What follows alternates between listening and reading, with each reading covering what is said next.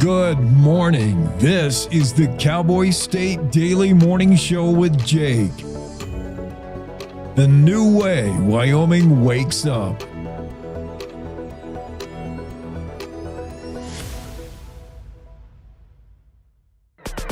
It's time to take a look at what's happening around Wyoming. From the Cowboy State Daily News Center, I'm Mac Watson. The two men the Wyoming Highway Patrol arrested last week for kidnapping a teenage girl are wanted by Immigration Custom Enforcement. Cowboy State Daily's Claire McFarland reports the men are still being held in the Carbon County Detention Center. I got court documents for 33-year-old Pedro Perez and 22-year-old Alexis Solis Gomez. And these documents allege that this girl told her sister she was being followed and that there was a photograph of someone pointing a gun at the home where she was staying shortly before this alleged kidnapping. I also learned last week from talking with ICE that they've issued detainers on the two men, which means that the agency believes they're here illegally and would like to process them. The Wyoming Highway Patrol arrested the two men who were traveling with a 16-year-old girl on claims the two men were kidnapping her from her home in Wisconsin back on November 29th.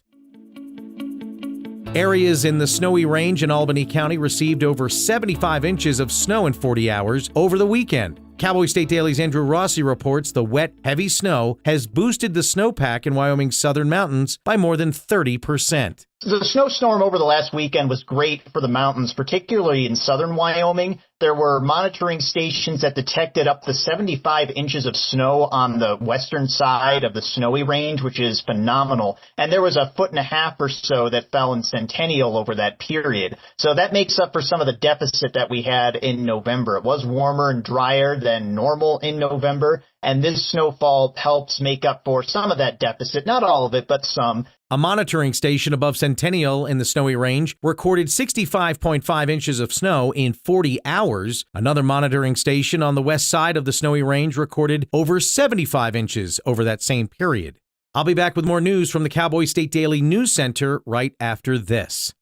Hey, Wyoming, ready for news that actually feels like Wyoming? Tune into Cowboy State Daily Radio with heart, humor, and a little Western kick. From ranch roads to mountain peaks, if it's happening here, you'll hear it here. No fluff, no filter, just the real deal. Real voices, real stories, real Wyoming. If it's happening here, you'll hear it here. Cowboy State Daily Radio, Wyoming's news, just the real deal. 100% homegrown.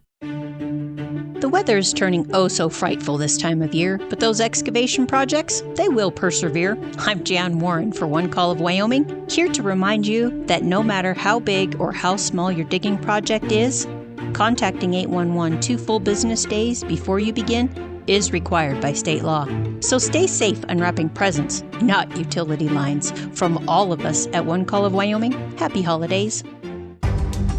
Cowboy State Daily News continues now. Wyoming lawmakers on Monday criticized the Wyoming Department of Health's proposed emergency insurance program named Bear Care.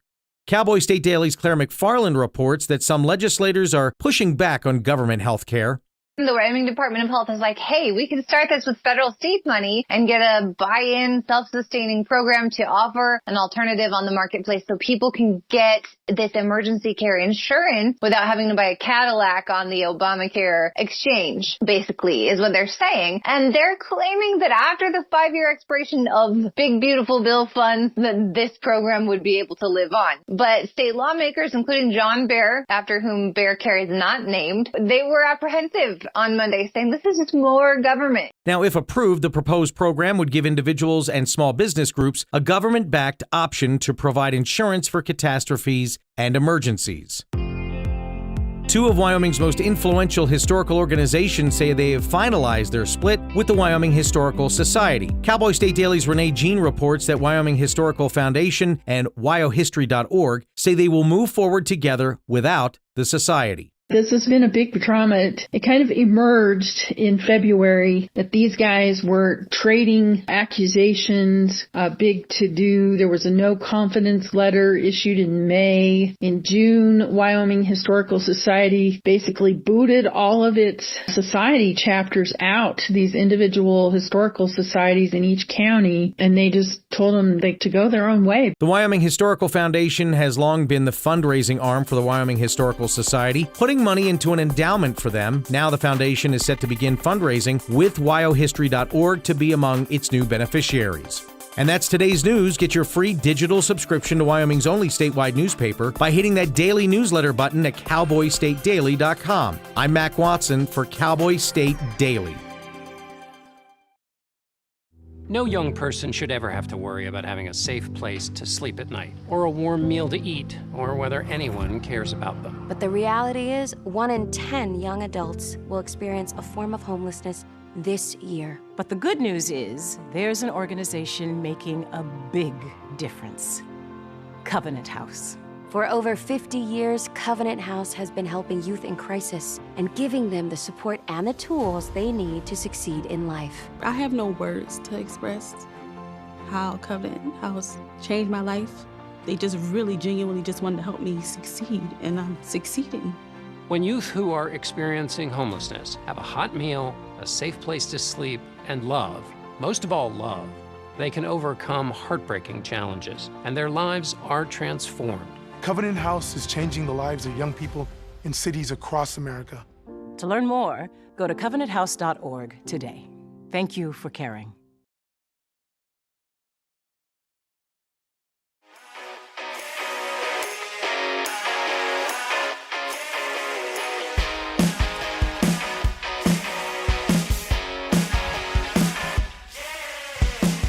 Cowboy State Daily Show with Jake. Tuesday, it means Jen is here, Jen Coker, and we'll talk to her. Jen, first thing I got to ask you, let me get you in the room. There you are.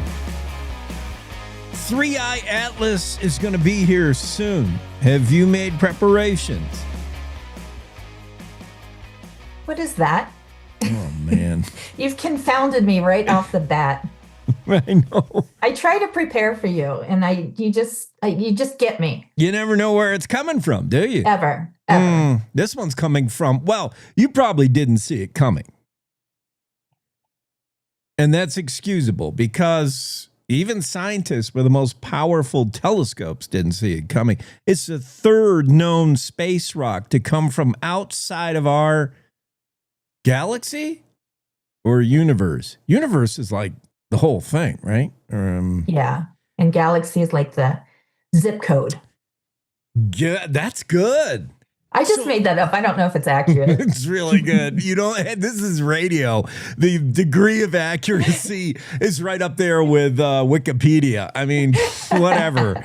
Just spitball it. You're good, girl. Okay. Yeah. 3-Eye Atlas is that asteroid that's coming from outside the galaxy or outside the zip code, like way out there, and it's on its way to Earth. And like half a year ago, back in summer, one Harvard scientist said, this thing's behaving oddly. For one thing, it has its comet tail backwards. The tail of the comet is out front of it. Whoa, a mutant. Totally a mutant. So he said that reminds me of headlights. He said, this is a Harvard PhD professor. This isn't some crackpot that, the Sun Times found on your checkout at Kroger's. This is like an actual scientist. He's like, this is artificial intelligence. He said, this is an alien. They're using headlights. They're on the way. So now it got closer and they find there's two comets, one shooting out the back. It does have an exhaust system. And nice. A comet out the front, and it's moving in a way scientists say is odd. Like a comet just tracks, right? This one's like doing sideward, like evasive maneuver. Like it's doing some weird moves. It's going to be here soon. It was supposed to be here December 5th. It's late. So it's like a conjoined, like a Siamese twin comet? We don't know. I'm not a Harvard scientist. I'm so curious. So it's just kind of meandering like crazily toward Earth? Is it going to hit? It's coming. Well, back in July, I was all excited because, some of the lesser reliable news sources said it was going to hit or come really close to Earth, close enough that the aliens would say, oh, there's Earth. Okay, let's land. California looks good. Let's drop in. Like close. Now we hear it's going to be 130 million miles. Sun is 93 million. So this is on the other side of the sun, about double the length away from the sun. So it's a little bit of a wah-wah, but I was excited. 3i Atlas, when it arrived, it was supposed to be the end times. Like aliens would get here, find out how feeble we were, and destroy us. Mm-hmm. But I've since changed my narrative to, they came, they saw, and they were not impressed. I'm like, whatever. And they're just flying by. They're trying to find like a better Earth, like a billion miles ago, billion light years ago, they thought, let's go to Earth and see, they got something going on. They probably saw that satellite we shot out in the 60s. It was full of Paul Anka music and like Gone with the Wind or whatever else we put on that thing. And they're like, oh, this looks cool. And then they're going to get close and they're going to look in. And not evolved enough. Right. They're going to see Governor Newsom doing something in California. They'll be like, oh. They'll probably watch like Gone in 60 Seconds 8 or whatever that French. And they'll be like, nope. We thought there were signs of intelligent life. We were sadly mistaken. And then they see that we just repurposed action figure movies. Yeah, they're like, these losers, too bad. If they tuned into this show, you and I, they'd be like, all right. They would be very curious. They would be curious to come closer and listen in. But we could also be the reason Earth was killed. Because they would get here. If they have the ability to get here, they wouldn't stop there. They'd be like, we're taking everything you got and we're eliminating you. Except for Jen and Jake. They're kind of fun. Yeah. Maybe they'll take us with them. Yeah, zoo specimens. On whatever planet they had came a glass cage, but glass is too simple. It would be something more evolved. Oh, yeah. It'd be some product we don't even know about. And they'd be like, just do that thing you were doing on Earth where you two talk. Yeah, I like it. All right. So we're taking the show on the road, far on the road. Far on the road. Outside of the zip code. Way outside. What's happening in your world? I have one more observation, actually, before you answer that. Sorry. Go ahead. The last names of people factoring into stories is weird.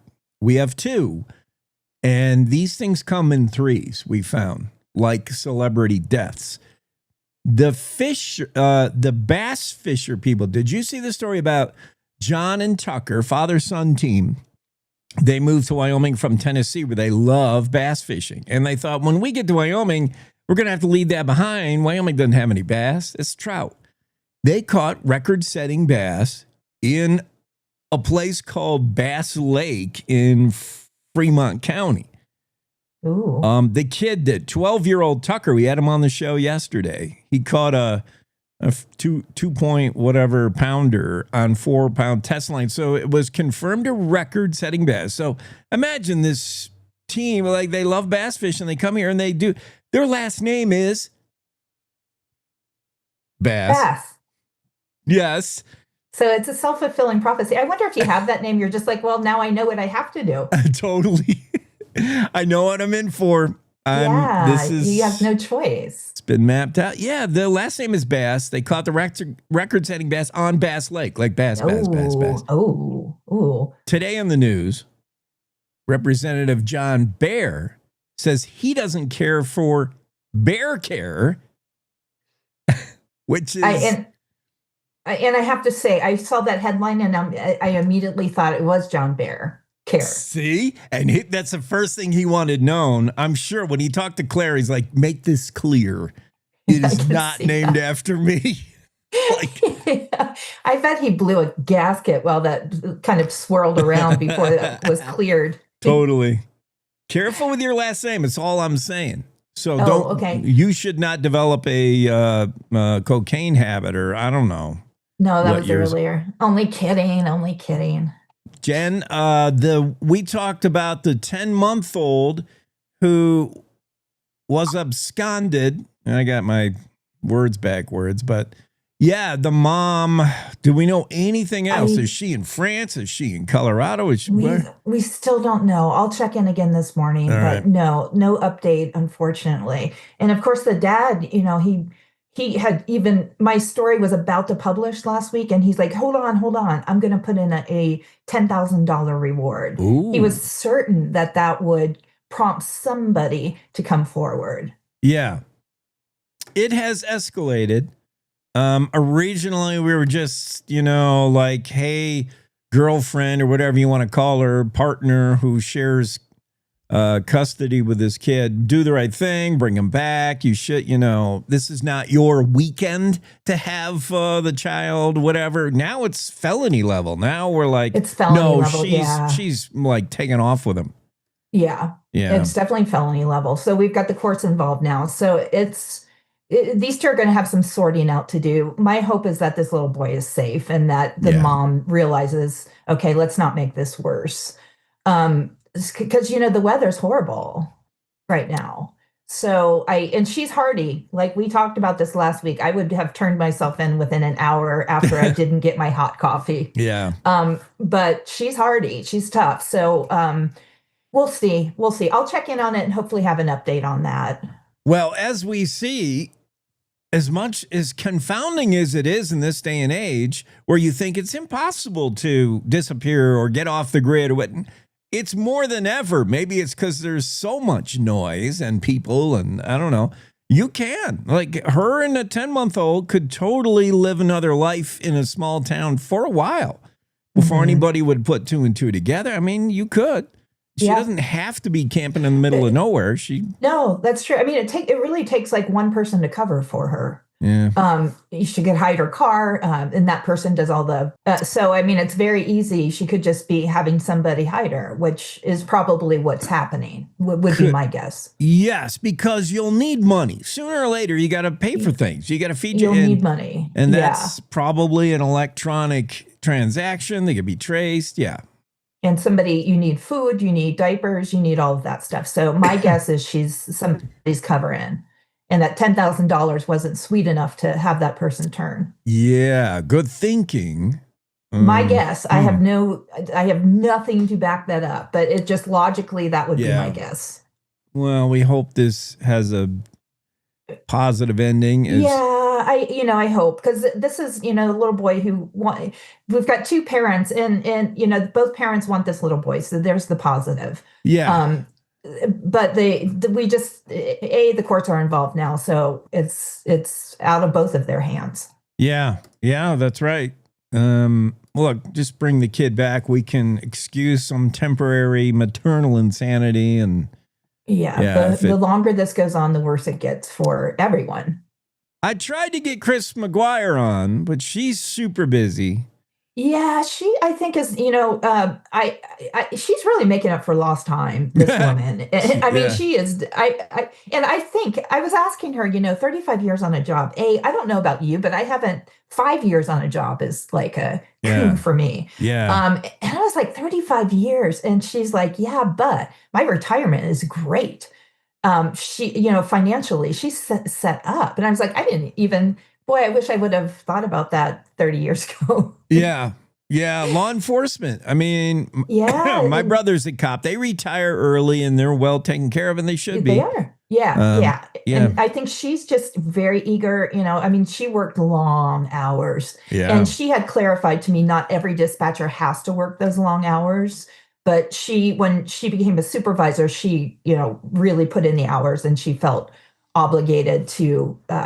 And the reason I met her was over the Amber Alert. And when I met her 5 years ago, 3 years ago, I wrote a story about the Amber Alert.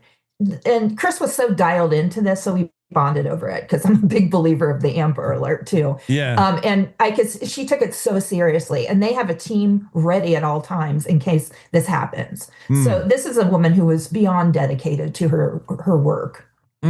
And dispatchers, I mean, if you haven't come to realize, they're the heartbeat of law enforcement. I mean, it all starts there, and it all starts there. And there's first responders depend on that dispatcher like a lifeline, man. They often have lives in their hands, in their headset, and their knowledge of Wyoming is special. Wow. They know locations and they know nicknames for the locations, you know? Yeah. And that's what I was asking her. I mean, this state is enormous. And say you get somebody stuck in outside of Moorcroft. I'm like, how do you figure out where they are? Right. And she's like, well, it's not easy because, they'll be like, everything's flat. There's wide spaces. Dude, and the first there's mountains. And Jen, if you go plow off into a snowbank in the middle of the night and there's nobody there off I-80 and you call 911 and Chris answers and says, did you get a milepost marker? You're like, no. I know. That's the last thing I'm thinking about. Exactly. And she said so many people, she was surprised, don't even know what a milepost marker is. Yeah. And I'm like, what do they think those things on the side of the road are? It's that they're completely for Chris and other first responders. You and I, we don't know what am I. We could, and she probably hasn't memorized like milepost marker 37 on I-80. Oh yeah, that puts you right here. Like she's got it.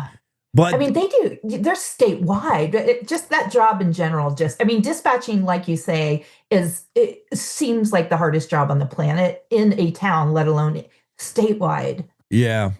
And their knowledge of local colloquial names for stuff. Like if you describe, I've skidded off the road. I just passed this one town. I haven't yet hit this other one. I skidded off the road on this one hill. You're like, and she goes, oh yeah, you're on the middle bump of the Three Sisters milepost marker 38.2. Wow. I know. And she sends a trooper there. I mean, think about how many years it takes to get that knowledge. And then when somebody like that steps down, that's got to leave just a huge vacuum. Yeah. I like that part of your story where you talked to her about her first day. It's tough. At first day on the job, you hope it's an easy day. Like there's just, someone skidded off the road. That's all I had, the 8 and 10-hour shift, But that job can be overwhelming when you're really good at it. You got screens everywhere. But if a whole mess of calls came in and they were hard emotionally to think about, like, that's tough. Yeah, that's tough. And that every minute, every second counts. So you're trying to get services to that area and not being able to figure out where these, like in her case, where the children were on the road. I mean, how terrifying. Mm-hmm. Yeah. I know somebody who does that stressful job right up there with air traffic control. It's tough. 35 years on the gig. She's the one who answers that 911 call. Dispatcher, Wyoming Highway Patrol, working those long hours. And Chris McGuire going to hanging up her headset. Yep. Anything else you got happening, Jen? Well, I'm looking for a missing person with the last name Bass. Oh, come on. Don't even. Only kidding. No, if you're missing, your last name would be Lost. Joe Lost is somewhere. Yeah. No, I'm a couple missing people cases I'm on this week, as well as a stalking situation. Okay. I think staying within my wheelhouse. Yeah. I think stalking should be taken way more seriously on the level of, people who torture an animal, because that is a gateway drug. Stalking is like the red flag precursor to other bad stuff, in my opinion. Like if you're stalking, the next level step is we find you with a bow and arrow, a knife, a gun, and your ex. Like stalking, bad. Yeah, and it's life-changing for people who are stalked. In this case in particular, is just so nefarious and took forever to get somebody to pay attention. So I wanted to do a deep dive on this one just because to show kind of what stalking is and how it escalates and how hard it is in some cases to prove it and to get, because law enforcement, I mean, the laws in some ways tie their hands too until it escalates to a certain point. So I think I know that stalking, and anytime I write a stalking story, people start yawning and nobody reads it. So I keep trying.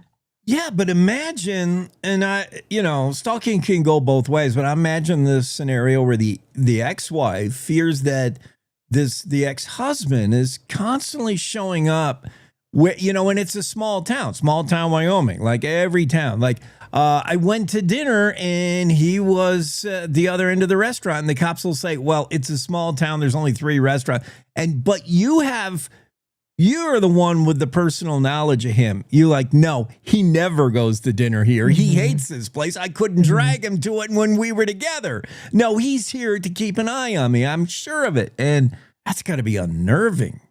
And the psychological impact of people who are stalked, you can't underscore how serious that is, on top of the physical danger potentially.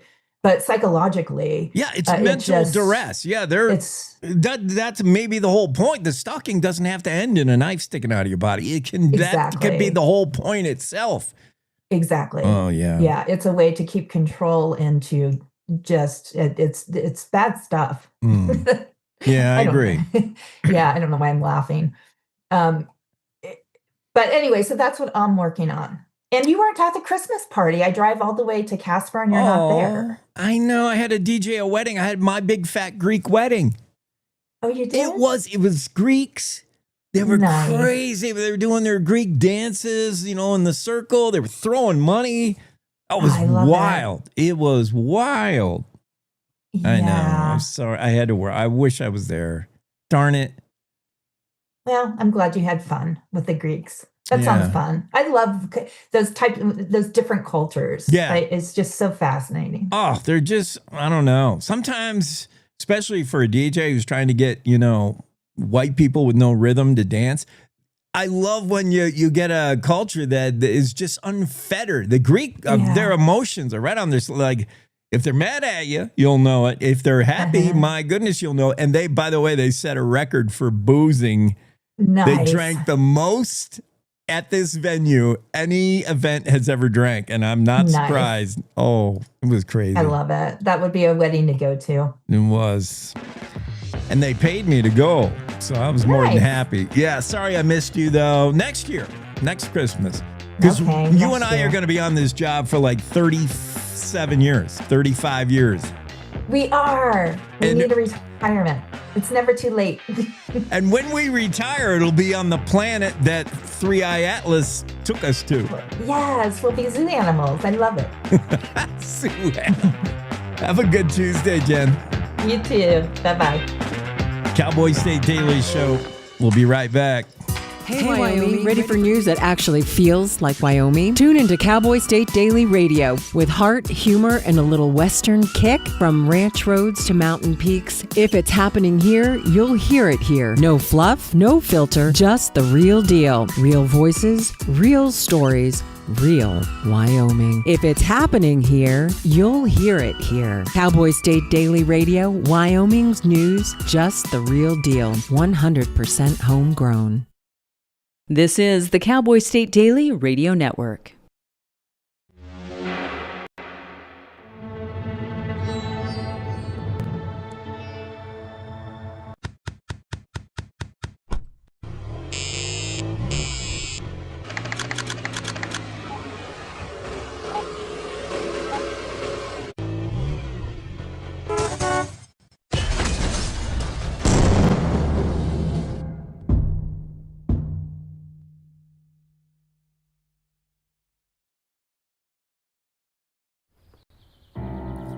Hi.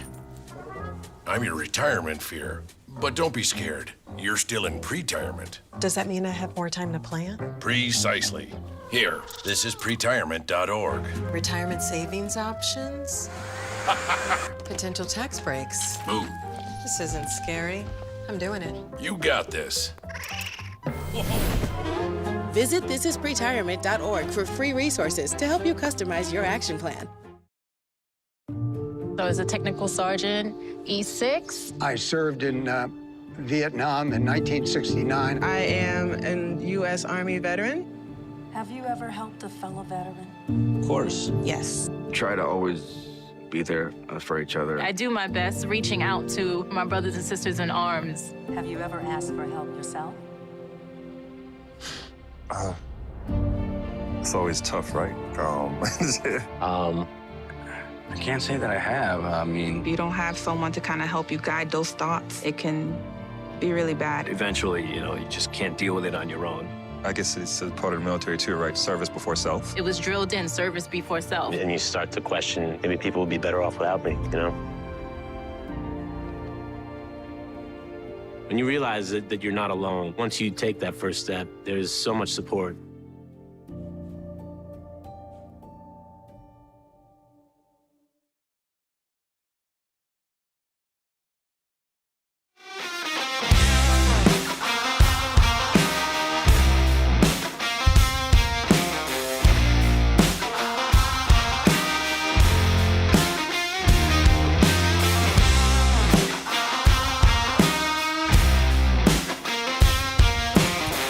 Yeah, we're back from break. Monday. It's not Monday. Tuesday, December 9th. Yeah, I'm just going to drink coffee for the next 5 minutes. That's going to be riveting radio. You ready? Because I need to wake up. Kill the music. I'm going to drink coffee for the next 5 minutes on radio. Never done before. Nobody's thought of this in the history of radio, which goes all the way back to Tesla, right? Not the car manufacturer. But the dude that invented everything and then it had it stolen from him. Tesla. Didn't he invent radio like way before what's his face invented radio? If you put in Tesla into the Googler, of course, all it talks about is where I can go buy a Tesla. American automotive manufacturer based in Austin, Texas. No, I need Tesla, the inventor. Stupid Chat GPT. Nikola Tesla. The Croatian. He invented everything, and it got stolen from him. I'm pretty sure that's my Wikipedia entry on Tesla. If I was in charge of Wikipedia, and they're currently, crying for money again, it's the end of the year. Them and NPR, I can't. There's certain times of the year I can't even listen to NPR because it's just constant fundraising, begging for money. That's what happens when you're a supposed nonprofit, you're a supposed non-commercial. Meanwhile, twice a year, you spend like a month begging for money on the radio. And then when you're not begging for money and you're claiming to be listener supported, not, a non-commercial radio station, every show is underwritten by, supported by, this show supported by, and then it's a list of companies that gave you money to put on the show. That's called commercials. And you give them a 30-second read. I didn't mean to get off on this topic. I was talking about Nikola Tesla, but NPR, we're non-commercial. We're not a commercial station. We're free. Government supported, not anymore. Radio. Yet every show they do has underwriting. This show underwritten by, this show supported by, and then they list the advertiser that supports the show and all the things they sell and where you can find them. And that's called an ad. That's what we call that in the radio business, NPR. That's an advertisement. That's an ad. That's a 30-second paid ad for your show. It means you're commercial. You're not nonprofit. You're not whatever. Tesla. The dude. Oh, I remember how I got there. Wikipedia says they need money. How hard is it to be Wikipedia? You're completely listener supported. Wikipedia is loosely based facts on stuff by internet users. All you need to do is pay for like some data center to house Wikipedia. Is that terribly expensive that they got to go with the hat out this time of year? Every time I go to Wikipedia right now, and probably until the new year, there's going to be this pitch on how they need just $5 more. If everybody just gave 2 cents, Wikipedia would be rich. And we wouldn't have to do this anymore, says Wikipedia. Whatever Wikipedia is, who's even behind it? It's just all us putting what we think out on the internet. It's like a highbrow Reddit. It's like a more informed, supposedly, Reddit. Wikipedia needs money for what? What do you have, a CEO that you got to pay a 7-figure salary to? You got overhead? Just you buy one big fat computer that stores all this stuff. You put it on the internet. You put it on the cloud. Done. I could do that for $35. Tesla invented everything in the world and got stole from him. And he invented radio. I'm pretty sure. I'll ask Wikipedia who invented radio. Oh, yeah. See, Tesla. The first thing that comes up when you ask the Googler, who invented radio, Tesla or Marconi? This Hungarian or this Italian? Marconi has won out. The U.S. Supreme Court ultimately did, though, recognize Tesla's patents on radio as superior. This happened in 1943. U.S. Supreme Court ruled on it. They said Tesla invented the radio. But it's credited widely to Marconi. And since Tesla and or Marconi invented radio, no one in the history of radio has ever done a full segment of entertainment that involves the host silently drinking coffee until now. Allow me to slurp.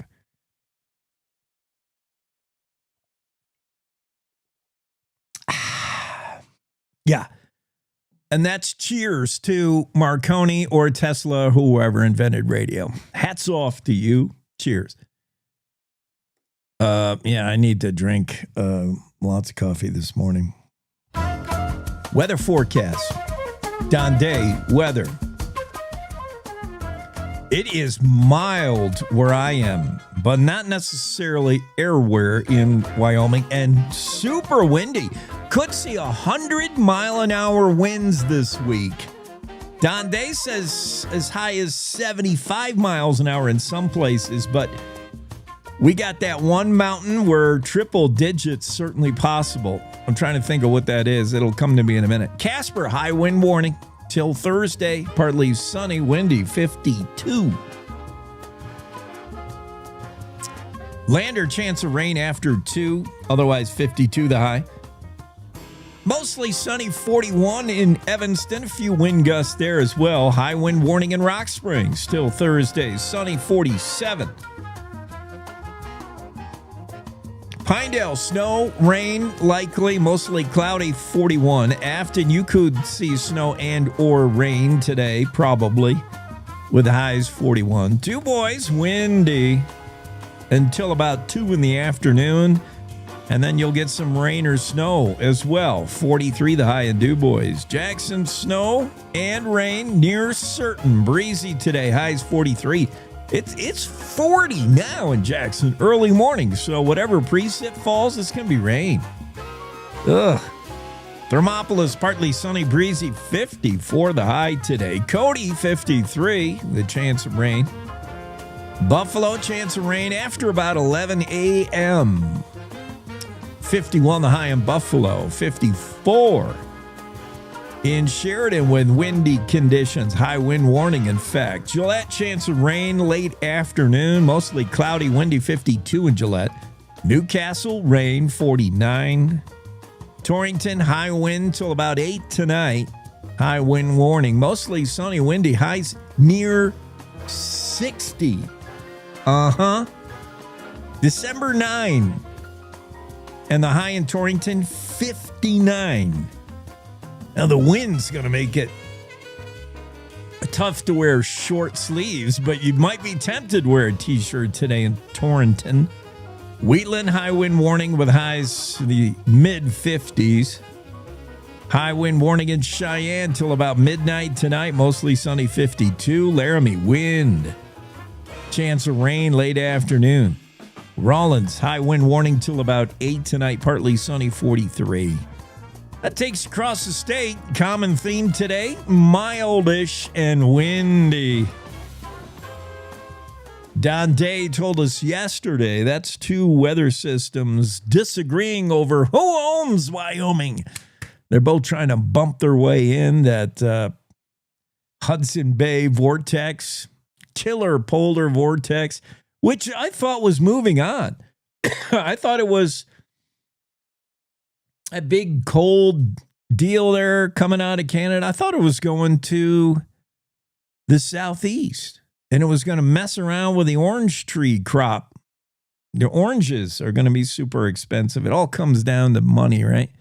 Weather and how much it kills avocados or influences the orange fruit market.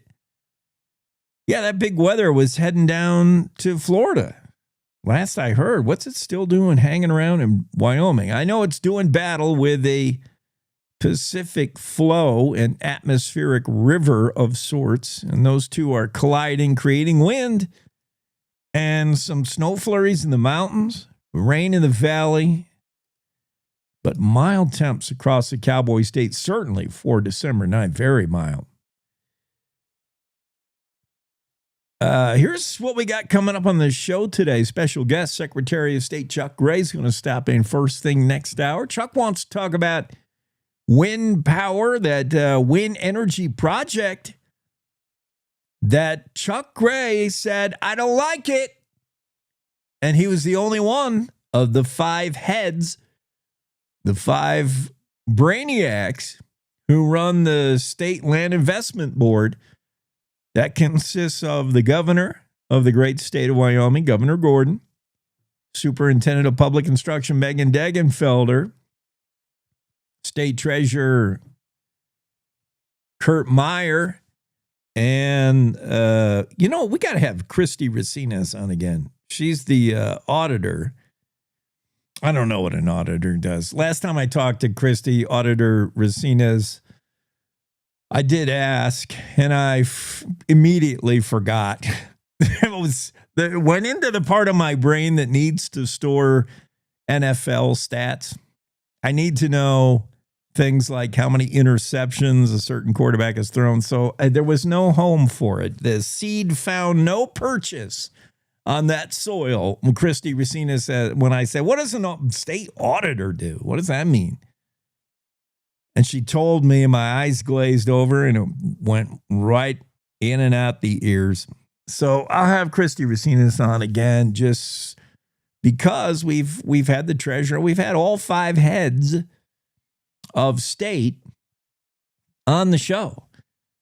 Racines only once, and Treasurer Meyer only once. But we'll have Christy back on, if not only to find out what an auditor does. Because we have a treasurer. What's the auditor doing? Making sure the treasurer hasn't got his hands in the pot? I don't know. But Chuck Gray is the only one of the 5 who took a look at that wind energy project. Which one is it? Because you have to clarify. There's more than one proposed for Wyoming. And Secretary Gray said, nah, I don't like it. He said, woke wind doesn't work. This thing's not connected to the grid. On and on. Chuck said, no, I'm going to vote no. And he was the only one. He was the only one who saw it. Now, on December 5th, just a few days ago, Wyoming District Court Judge F. Scott Peasley said, you know what? Secretary Gray was right. I don't like it either. And he reversed the state Board of Land Commissioners, their decision back in April, 4-1 vote, with only Secretary Gray opposed. He reversed that whole thing, and he said Pronghorn H2 LLC wind project in Converse County, no. He found problems with it. First and foremost being it's not connected to the grid. The power would not benefit Wyoming people. The power would, I get, presumably, and this has been denied by anyone I asked, the power would go down to Colorado, the Front Range, although everybody says, no, it won't. Well, where's it going? If the turbines are spinning, they're creating electricity, and the electricity, it's not hooked up to the grid. This thing's not hooked up to anything. That's what, if you went to look at it, the judge probably went and kicked the tires on it. Judge Peasley probably went to visit it and said, show me the turbines. Pronghorn H2. Let me see. Okay, there's where you're going to put the turbines. And the electricity goes down into the ground and connects with, what does it connect with? There's nothing here. Well, it's not going to connect with the grid. Denied. And then he said, where's my gavel? Did I bring my gavel? Bam! Denied. Yeah. Secretary Gray is going to be on the show to kind of just do what I just did. I'm pretty sure. Don Day will be here to forecast weather next hour. Jackie Dorothy drops in today. Mark Hines. Talk about all things outdoors. Cowboy Kevin Meyer checks in from Douglas. We'll make horse sense of the world. County Commissioner in Campbell, Bob Jordan, will be on and offer his insight into property tax and this notion that, how do we do it? 25% off, is that enough relief? 50% off, 50% off for only people over 65? Boy, it starts getting convoluted. Or do we just get rid of it? Residential property tax, throw it out the window. Scott Clem was on yesterday. He said, I don't know about getting rid of it. Hang on. All that does is shift the tax burden. Fellow commissioner in Campbell County, Bob Jordan, I believe, has an alternate view. I think Bob Jordan will say, well, let the people decide. I don't have heartburn over getting rid of it, but we'll see what Bob thinks. He'll be on the show. I've reached out to Mike Yin, House Rep Mike Yin, Democrat Jackson, who wrote a fantastic opinion piece to WyoFile yesterday. And he has a concern I haven't voiced from anybody, not Scott Clem, not Bob Jordan. He's got a concern. He said if you get rid of property tax, what it will lead to is fat cats buying up all the land because now they don't have to pay tax on it and just sitting on it. They will landlock the state.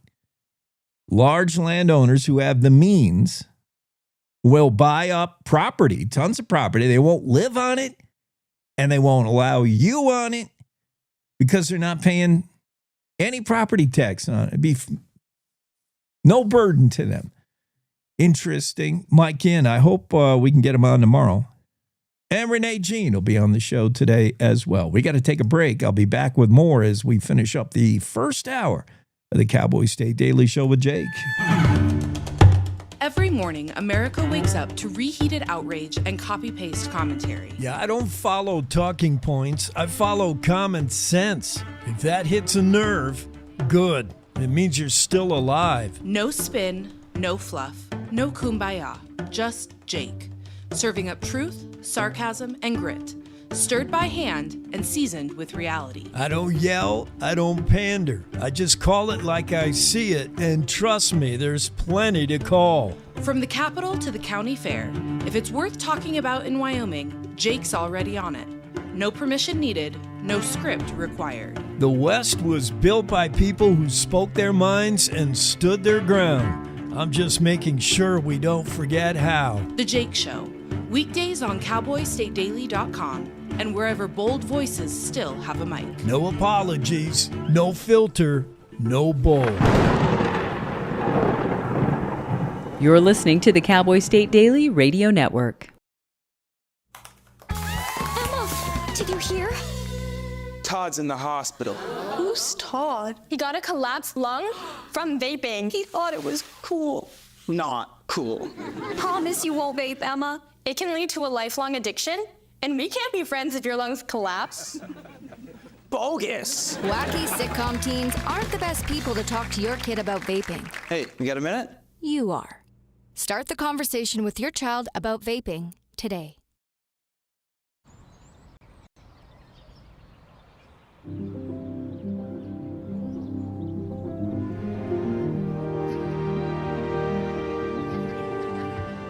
These walls and windows hold me tight. The warm embrace we all call home. My neighbors watch over one another. This little street is a land of liberty of its own, where I always have a place to go. I'm free to call this place my own.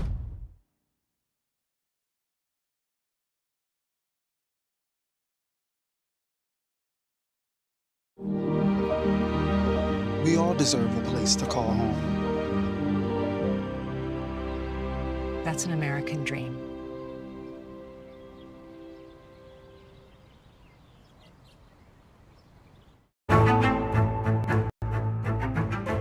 When the uniform comes off, the battle doesn't always end. Too many of our veterans are fighting silent wars, with trauma, with loss, with hopelessness. Downrange Warriors stands in that gap, offering peer support, purpose, and a brotherhood that saves lives. You can help. Visit downrangewarriors.org, because no warrior should ever walk alone. Hope is waiting. Be the reason they find it.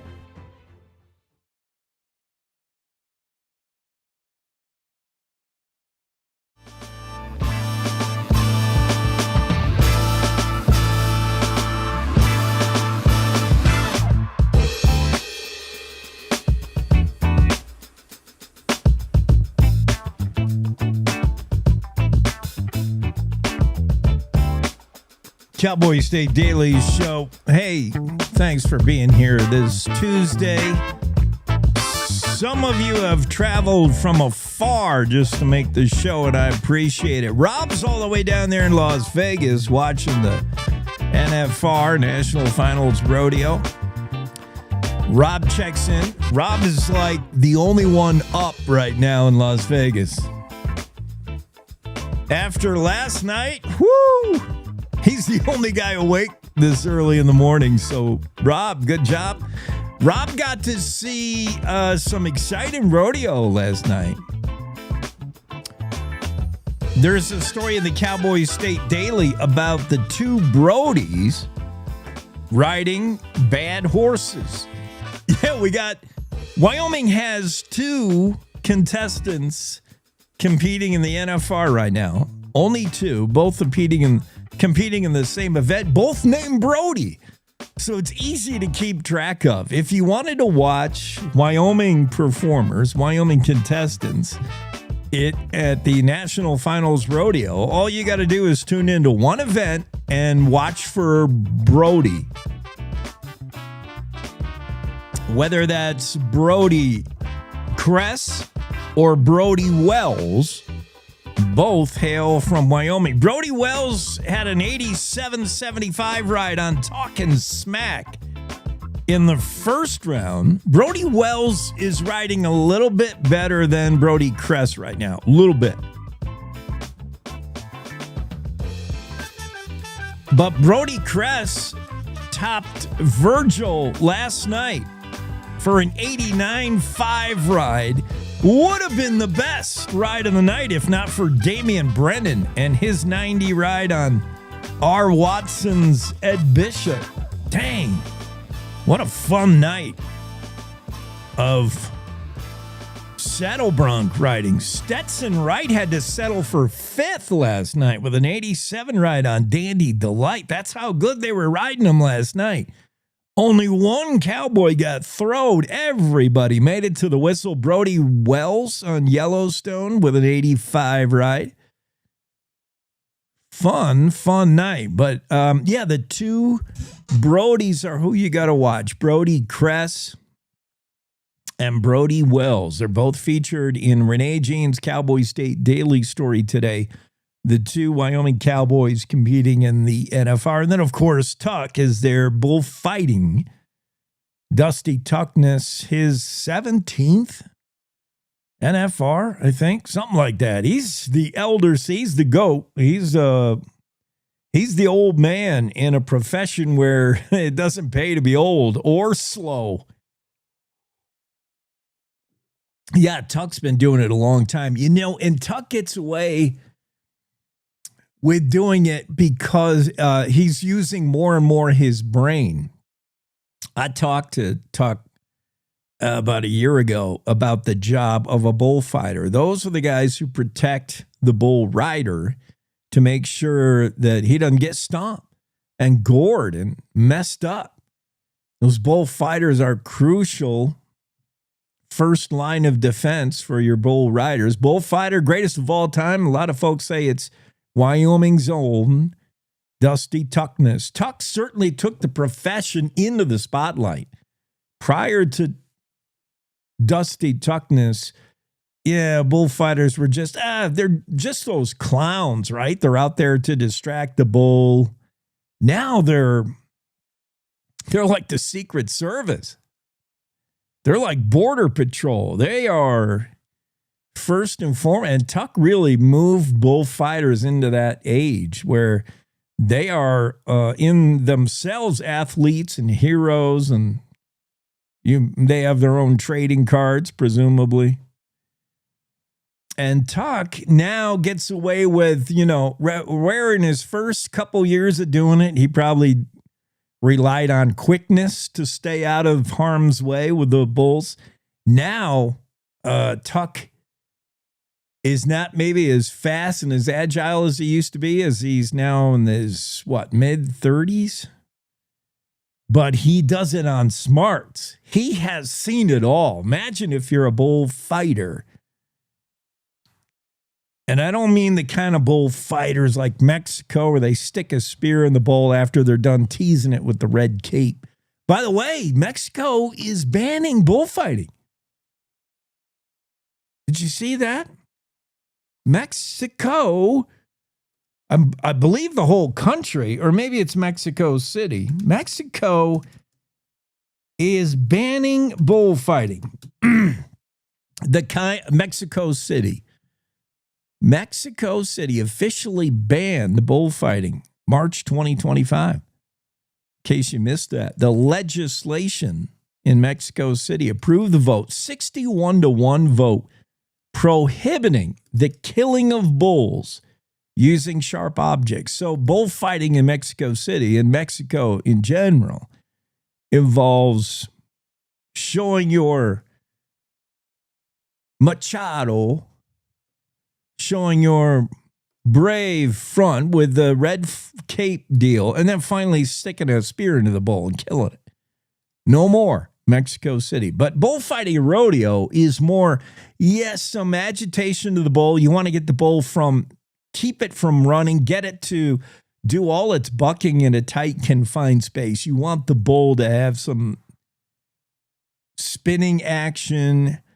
But anymore, these bulls are so good, you really don't need to do a lot of that. So what bullfighters are now is protection. They're your level of protection. When you make the ride to 8, they want to make sure you get out of there safely. Or if you're put in the dirt, they want to make sure you can make your escape reasonably. And they distract the bull. And now Tuck anymore does that on his smarts because he's seen it all happen. As Tuck told me, I see the wreck coming.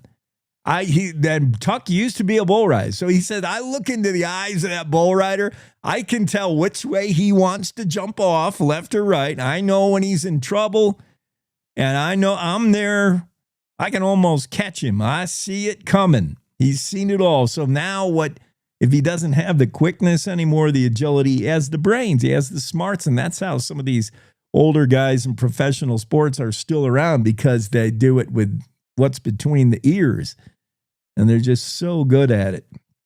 So it's fun to see Tuck work the NFR, and it's fun to see our two Brodies riding them bad horses in Saddle Bronc event And Rob is down there taking it all in. Craig says thanks for recognizing a longtime dispatcher. Chris, one of the best. Chris is awesome. I trained under her, Craig said. Well, that's cool. We did recognize the retirement of Chris Murphy. Longtime dispatcher. We got a pause for top of the hour news. That's for our radio affiliates. They're going to play their network news at you. We'll play our news, and we'll all meet together again in 6 minutes. Isn't that fun how that just works together? Thank you for spending your Tuesday with us. The Cowboy State Daily Show with Jake.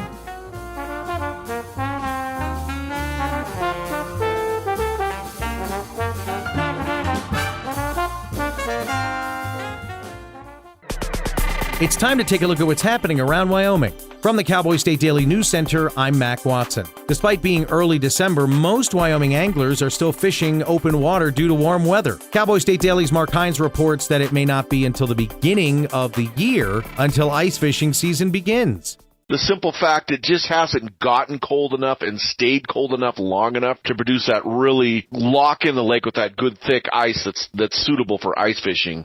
I talked to Don Day. It's probably going to be the better part of a month before things really start freezing up and locking up hard to where people can go ice fishing en masse. It's coming. You just have to be patient. Tony Valdez, owner of the Buckboard Marina on the western side of Flaming Gorge Reservoir in Wyoming, tells Cowboy State Daily that relatively warm and windy weather is forecasted for about the next 10 days, and that makes it highly unlikely that the reservoir will ice up during that time frame. When Montana photographer Beth Moose heard elk were stuck in an icy lake, she grabbed her camera and raced to record the scene. Cowboy State Daily's Andrew Rossi reports that what Beth captured was an incredible helicopter rescue. The elk had been stuck in there since the morning. She got there about 3:30 in the afternoon, and 20 minutes after she got there, a helicopter showed up to kind of haze and guide the elk towards shore. It's kind of a motivational device, if you will. The game wardens had tried to haze the elk out of the pond, and they weren't budging, so the helicopter gave them more encouragement to start making their way back to shore. All 4 of them survived. Moose is a retired physical therapist and took up photography as a hobby. She's ventured to Canada to photograph snowy owls and has shot bison in Yellowstone.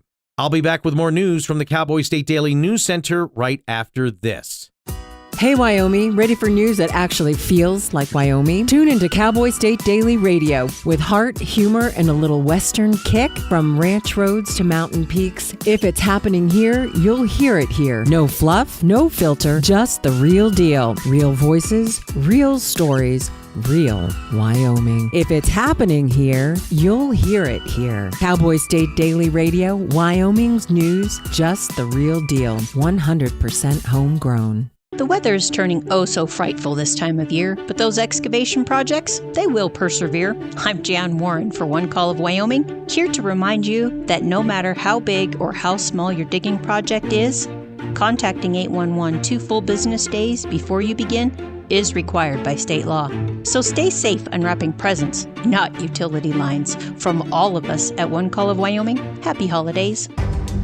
Cowboy State Daily News continues now. A 21-acre Jackson estate has hit the market for a little under $40 million. Cowboy State Daily's Renee Jean reports that this piece of property offers private Snake River frontage, as well as winding creeks full of trout. You see the pictures, you just can't believe that it even exists. It looks like a fairy tale land. It's got a very cinematic view. The home, built in 1997, is almost 6,000 square feet and has Montana moss rock fireplaces, birch bark cabinetry, reclaimed wood floors, and custom ironwork. The property is surrounded by 300-plus acres of landlocked BLM land. The National Finals Rodeo in Las Vegas is happening this week.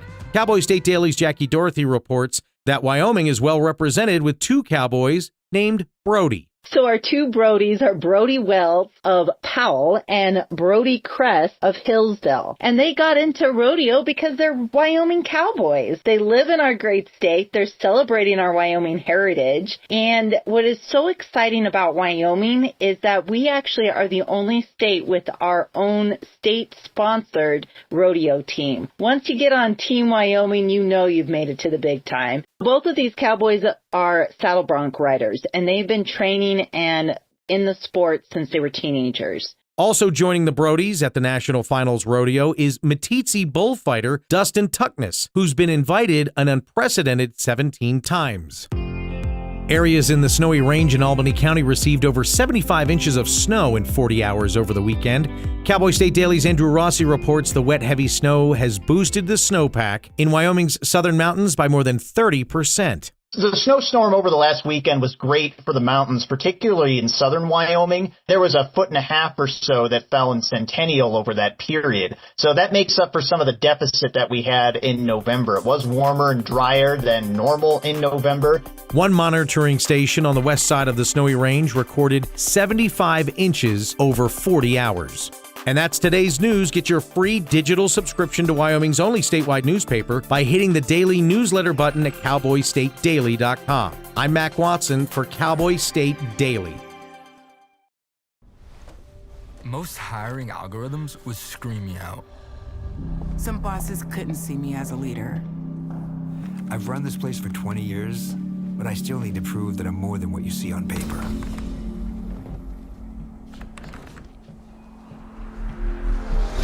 I've been running code as long as I've been able to reach a keyboard. This is what I do. It's second nature for me, coordinating 100 details at once. It's the way my mind works. I have a very mechanical brain. I sold them on my skills. You gotta be so good they can't ignore you. My magic is analytics and empathy. That's how I'm getting clients. You have to have the confidence in yourself to show up and defy the odds. I am more than who I am on paper. I never got a college degree. And today, I'm the CEO of my own company. People want to tell me I'm one in a million, when actually I'm one of millions. Stars are all around us. It's time for them to shine.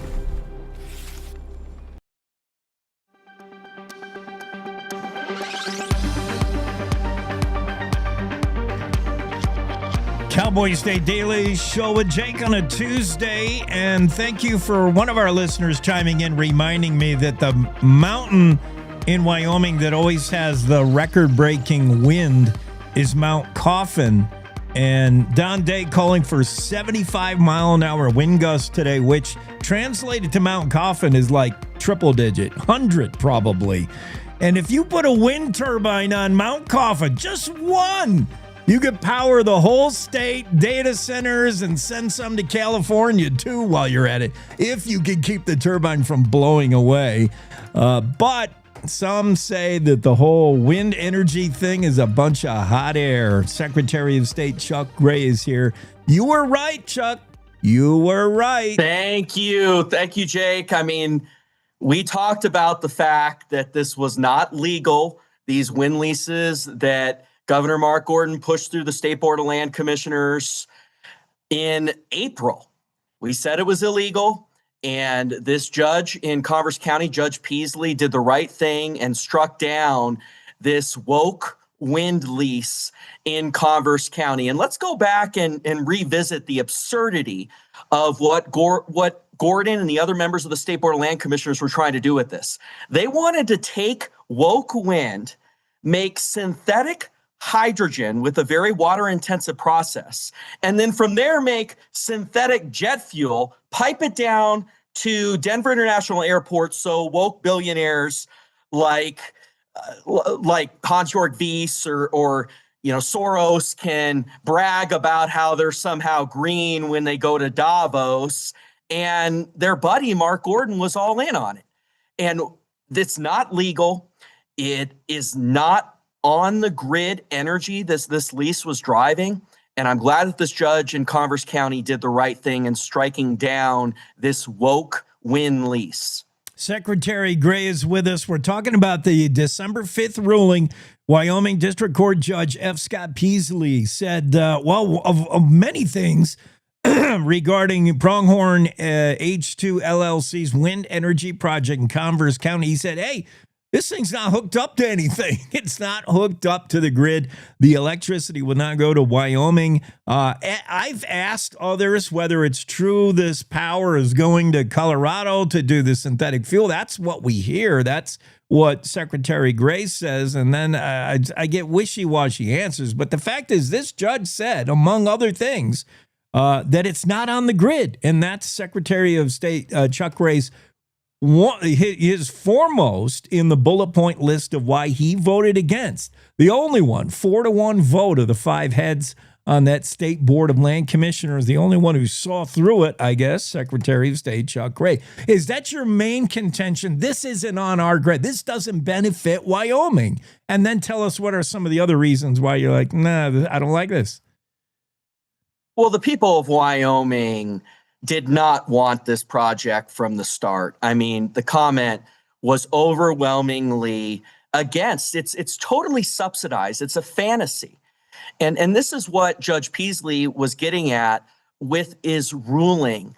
It's not real. It's not on the grid, but it's also backed by Biden, Obama, Harris subsidies. Now, one of the mysteries here is why on earth is Gordon all in on this? And why on earth are the other members of the State Board of Land Commissioners all in on this? And then also, why when we tried in this April meeting to bring these legal questions to the forefront, why then did Gordon demand an executive session and then hide these legal questions in executive session? And when they came out of executive session to bring up these legal issues, he shut me down.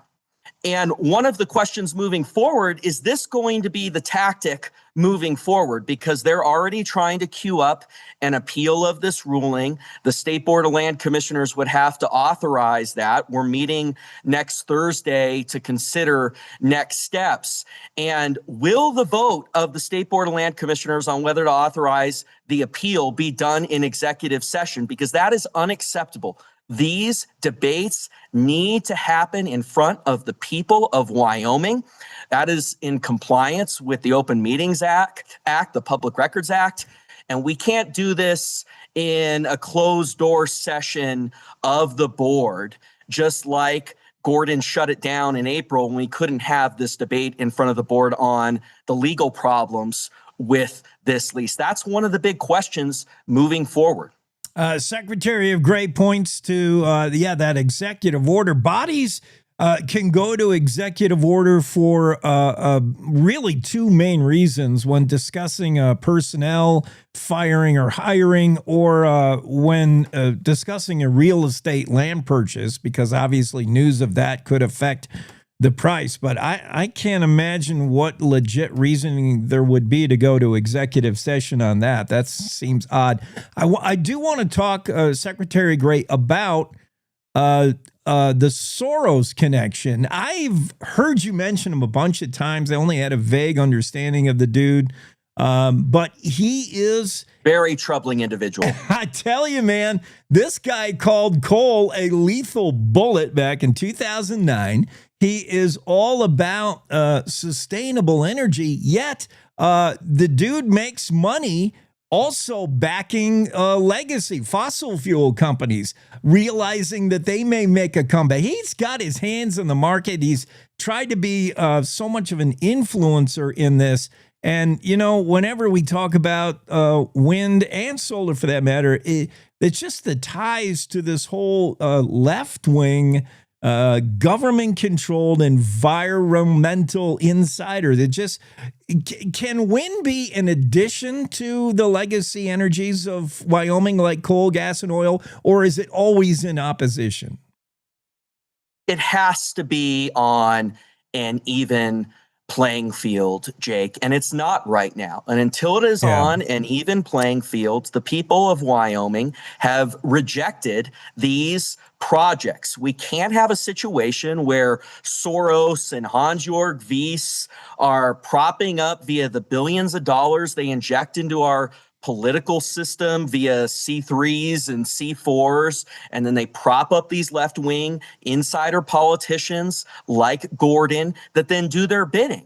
We can't have that situation. Now, if it gets on an even playing field, that's a different conversation we can have. But until that happens, the people of Wyoming have rejected these projects loud and clear. And the question is whether the other members of the State Board of Land Commissioners are going to listen.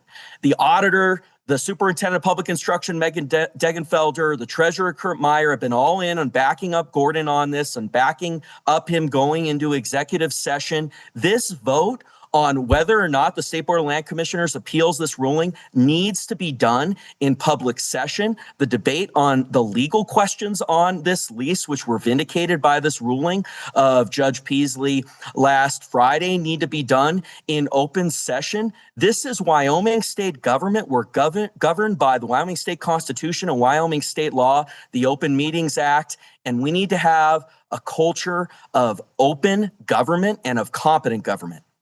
Judge Peasley's decision, not quite a done deal, but certainly making Chuck Gray's opposition vote in that 4-1 vote to move ahead with Pronghorn H2 wind energy. It looks like Secretary Gray was right, or at least the judge has decided he had all the right arguments. It'll be interesting to see what the board does with the appeal and whether they do it out in the open where Wyomingites can see it. I'll keep you updated, Jake. Next Thursday is the meeting, and I think Wyoming state law is very clear that the board cannot take official legal action, cannot take action in closed session. That vote would need to be out in the open. And one of the questions here is, what is Mark Gordon hiding here? Why does he keep going back into executive session?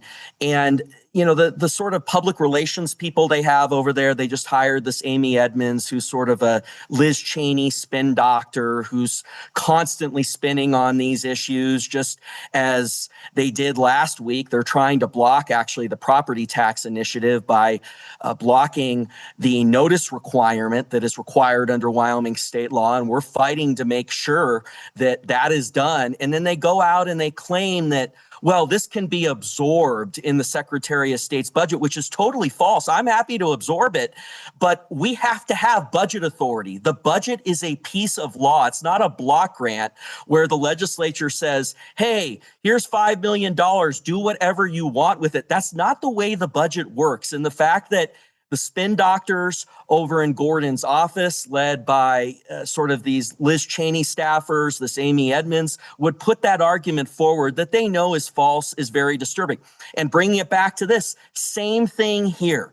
The arguments that they put forward, let's go back to April, Jake. They claim that, well, they have to approve this lease is what Gordon claimed, because it's the fiduciary duty of the board to approve every single revenue opportunity that is put forward before it. That was actually Mark Gordon's argument back in April. And let's think about how disturbing that is. It is in direct conflict with Gordon's own votes when he rejected an oil and gas lease in 2023 because it conflicted with one of his migration corridors, and he voted no on that oil and gas lease. Well, by that extension, he violated the fiduciary duty of the board by his own definition. So he just makes these sort of nonsense arguments all the time that don't make sense, that are circular. And the media, unfortunately, never calls him on it. So I've come to the conclusion that I have to, because otherwise he's going to continue to get away with these false sort of statements, this liberal policies that he's inflicted on the people of Wyoming. And that dog ain't going to hunt with me. We're going to continue to talk about the truth. We're going to do it in a positive way. I'm not seeking out conflict, but at the same time, we see time and time again this incompetence from the Gordon administration, these false arguments, this hiding behind these false arguments, these falsities they put out, and we're going to continue putting out the truth and telling the truth about these issues. Secretary of State Chuck Gray, and seems his vote vindicated all the way back on April 3rd. He was the lone nay vote on the wind energy project that these many months later, Judge Peasley says, you're right, this thing is not right. Thanks for being on, Secretary Gray. Jake. Appreciate it. Have a great week. Cowboy State Daily Show. We're going to take a break, get Don Day in here with weather. Winter is here. Wind chills below zero, ice and snow. Oh, and the drifts. Oh, you know what it's like. But guess what? Cowboy State Daily has you covered with the most accurate and reliable forecast with meteorologist Don Day. So you know what to expect. You know the saying, if you don't like the weather in Wyoming, just wait 5 minutes. It will change. But you don't have to keep checking the skies or an app on your phone to see if it's going to rain or snow. So make sure you're getting your forecast from Cowboy State Daily's Don Day. Every day. This is the Cowboy State Daily Radio Network.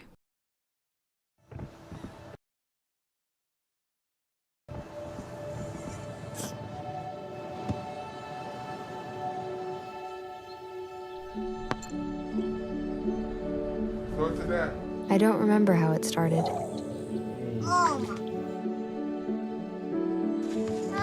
Our back and forth. Victory. Fumble. Repeat. It always came back. Dad! Okay, here we go, throw it! Yeah. You probably don't remember what you told me, That was perfect. but I heard every word. Nice.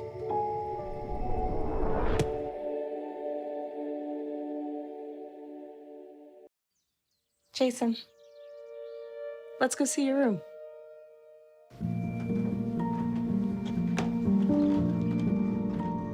What do you think? We kept it a little spare, so you can decorate it how you like.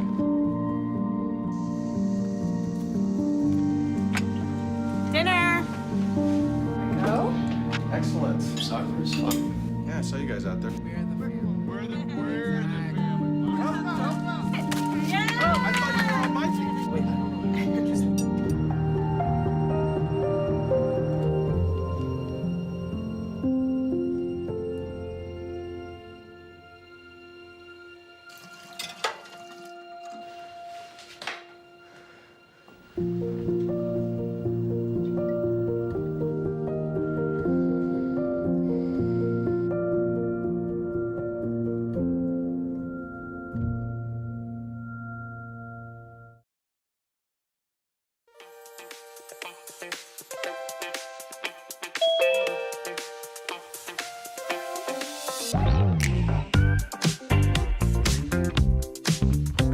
Day weather forecast. It's Don Day on the show now, and still complicated weather. Are the models agreeing? This is tough to forecast weather. This is the advanced class right now, Don.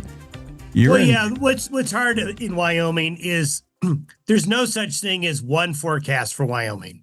Just it's too big of a state with too much varying degrees of topography, and it just makes it really, really hard. And so you just kind of have to separate things out. The models are pretty much in agreement because it's a fairly easy pattern for the models to get a handle on for the most part. Just super strong jet stream winds screaming off the Pacific. And when I say screaming, Jake, the winds this morning at 30,000 feet in northern Wyoming and southern Montana are moving on at about 180 to 185 miles an hour. Dang, I know. I told Secretary of State Chuck Ray, who was just on, who is not down with wind power.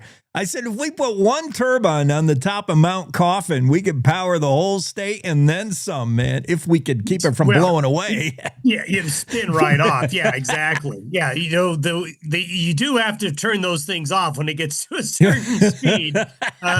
And so some of that momentum, some of that wind energy gets translated that we've already had wind gusts in excess of 70 miles an hour between Wheatland and Chugwater. Wow. Just south of Cheyenne, a wind gust is 67. So needless to say, if you're traveling, hold on tight to the steering wheel. Now, while that's happening on the plains, we have winter storm warnings for Wyoming's western and northwest mountains, winter weather advisories for the Bighorns, the Wind Rivers, the Sierra Madres, as these winds are moist.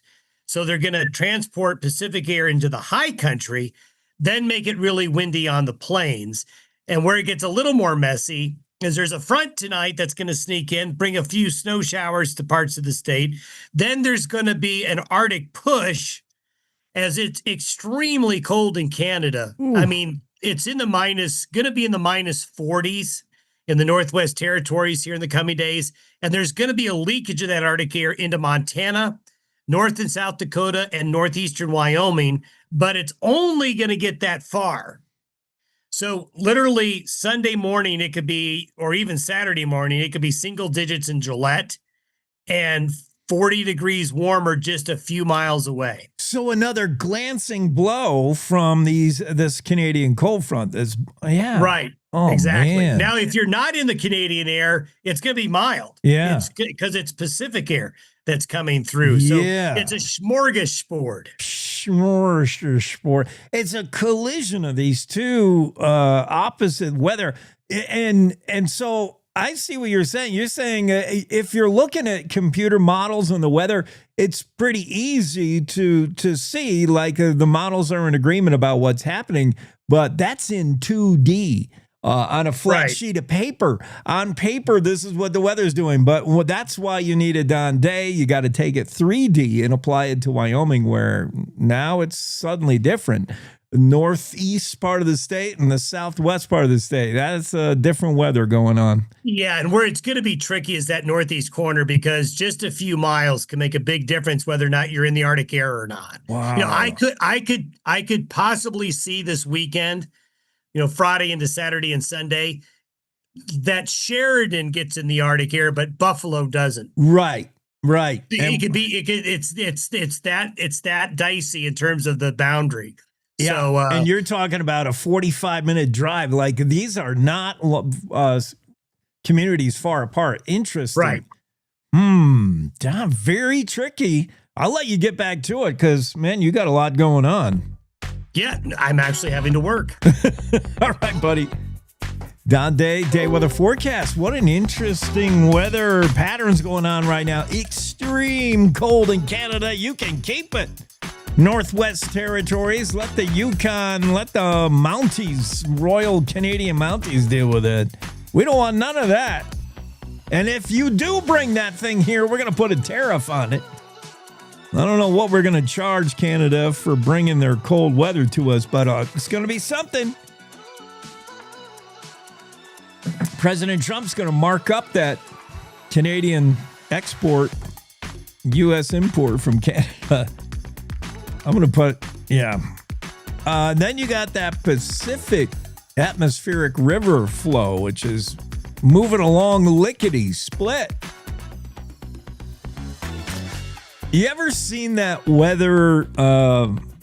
It's like a weather meme, a wind meme for Wyoming. Wyoming's wind meter, and it shows like a chain on a stick, and that's how we do wind in Wyoming. Because if you think you've got wind, Wyoming says, "Hold our beer, hold our chain on a stick." We don't do a weather sock, and we don't look at the flag. I mean, here's how you know if it's mildly breezy in Wyoming. You look up at that flag to see if it's unfurled or straight out or flapping, and the flag is gone.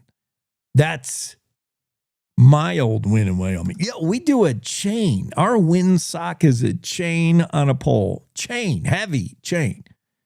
And if it's clinking gently in the breeze, that's a mild breeze. That's a zephyr.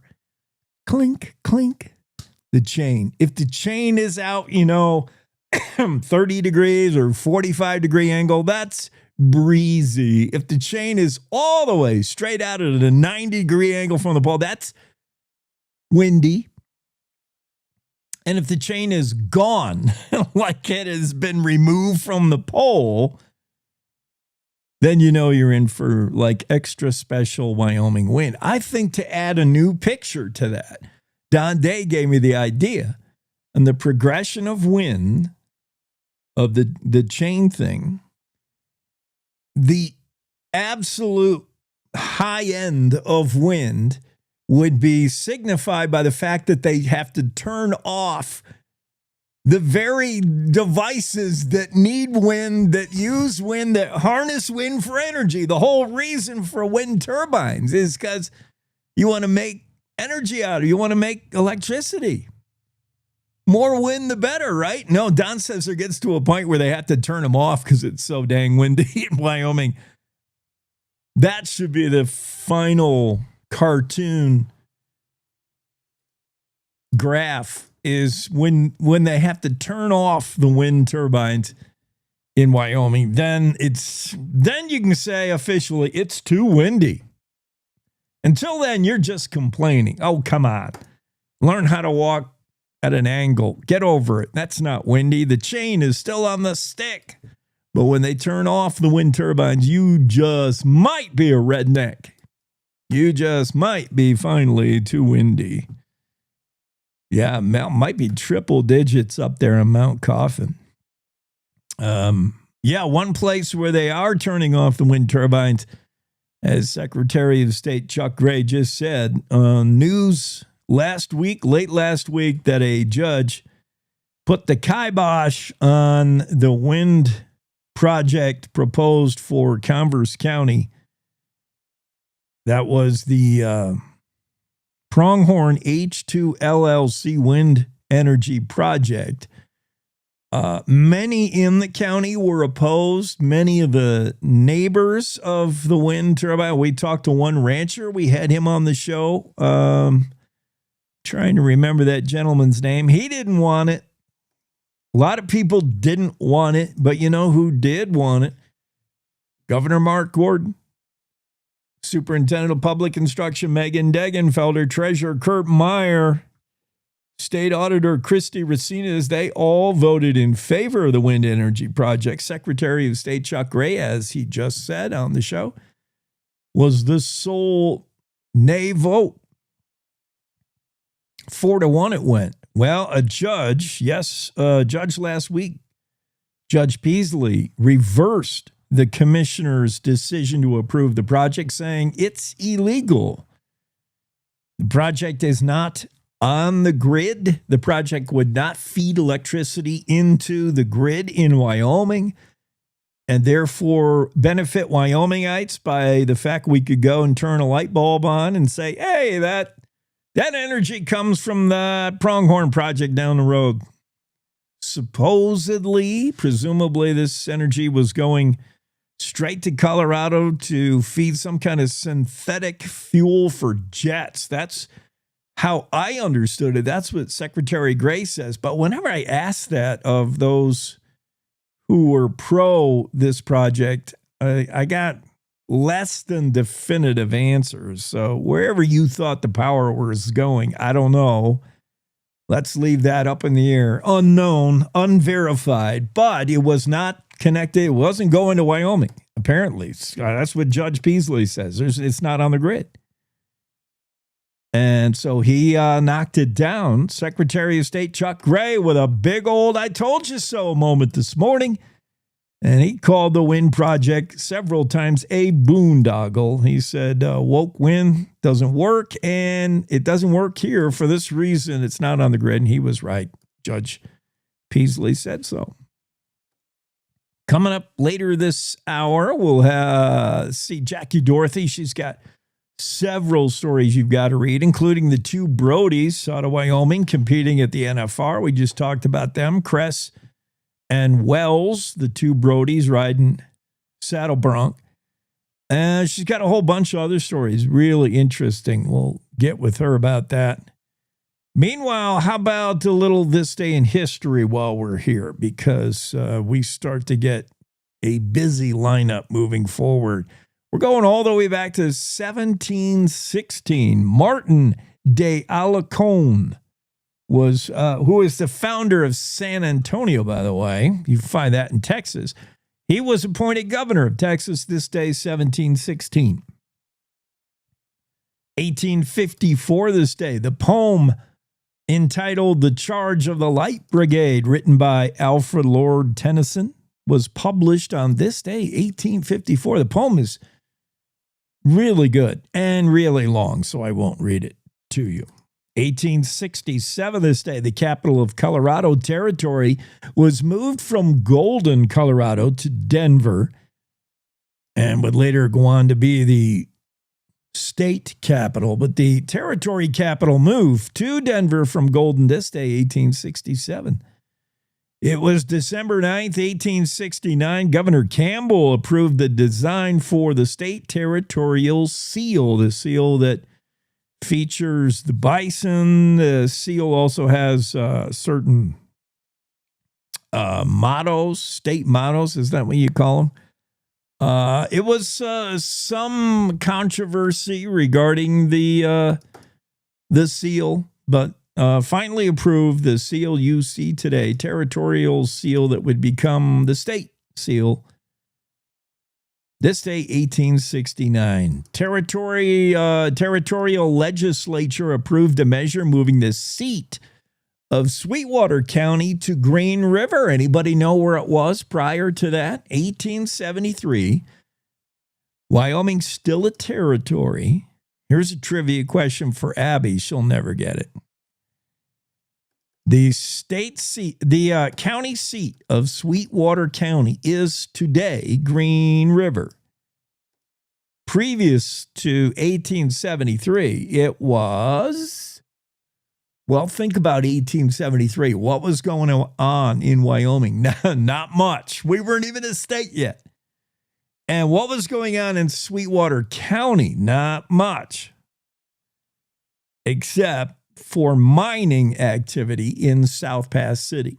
Yes, there's gold and then there are hills. South Pass City was the county seat, transferred to Green River this day, 1873. 1890, a bill for the admission of Idaho and Wyoming as states was introduced into Congress. Wyoming would get there, despite the state staunchly in support of women voting. And the feds, you talk about the animosity, the friction that exists today still between the federal government and the state government of Wyoming. It existed prior to us even being a state government.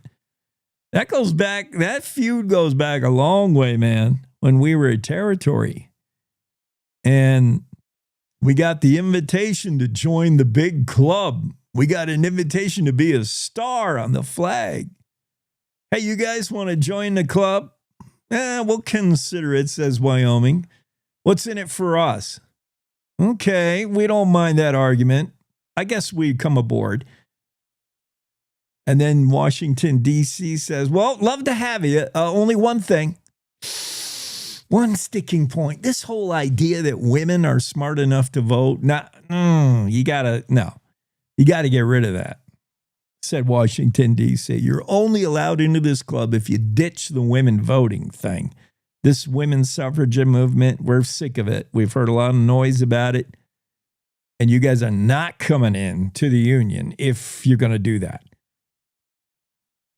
And by now, you all know Wyoming's response, the equality state. Without women voting, we don't want to be in the club. We're not coming. Well, we're only coming in one way. We will join the United States of America, and that's with women voting. We will not be coerced. And if it means we don't join, so be it. And they called D.C.'s bluff. Washington, D.C. blinked first. So this ongoing state versus the feds has been going on for a long, long time. 1898, post office established in Garrett, Wyoming. You have to look real hard to find Garrett today. That post office, I'm almost certain, is no longer there. Garrett is north of Rock River, which also requires a telescope or a magnifier or whatever, microscope. Yeah, Rock River ain't much. Rock River now has the post office you would use if you lived in Garrett. I'm pretty sure Garrett no longer has a post office, but they had one in 1898. Garrett, Wyoming today is like 3 buildings, and it's well off the grid. 1912 this day, Henry Coffeen, former Wyoming congressman, died this day. And Coffeen Avenue up there in Sheridan, you know. 1941, China declares war on Japan. Japan made a lot of people mad this week in history in 1941. The UK declared war on Japan. United States, dragged into World War II, declared war on Japan after Hawaii got bombed. Pearl Harbor, they're like, hey, whoa, what did we do? We heard that yesterday in This Day in History, and now a day later, This Day in History, China says, all right, we're declaring war on Japan and Germany and Italy while we're at it. This day in history in 1941. This day, 1960, Edwin Keith Thompson died. Ed Thompson, former Wyoming congressman and senator-elect at the time of his death in 1960. And finally, on this day, December 9, 1976, a 5.1 earthquake, pretty significant, occurred in Yellowstone National Park. A 5.1 in Yellowstone, that's a bit of a shaker. Yellowstone regularly has 3 to 4 magnitude earthquakes, and that's considered almost nothing. But a 5.1, that's a shaker.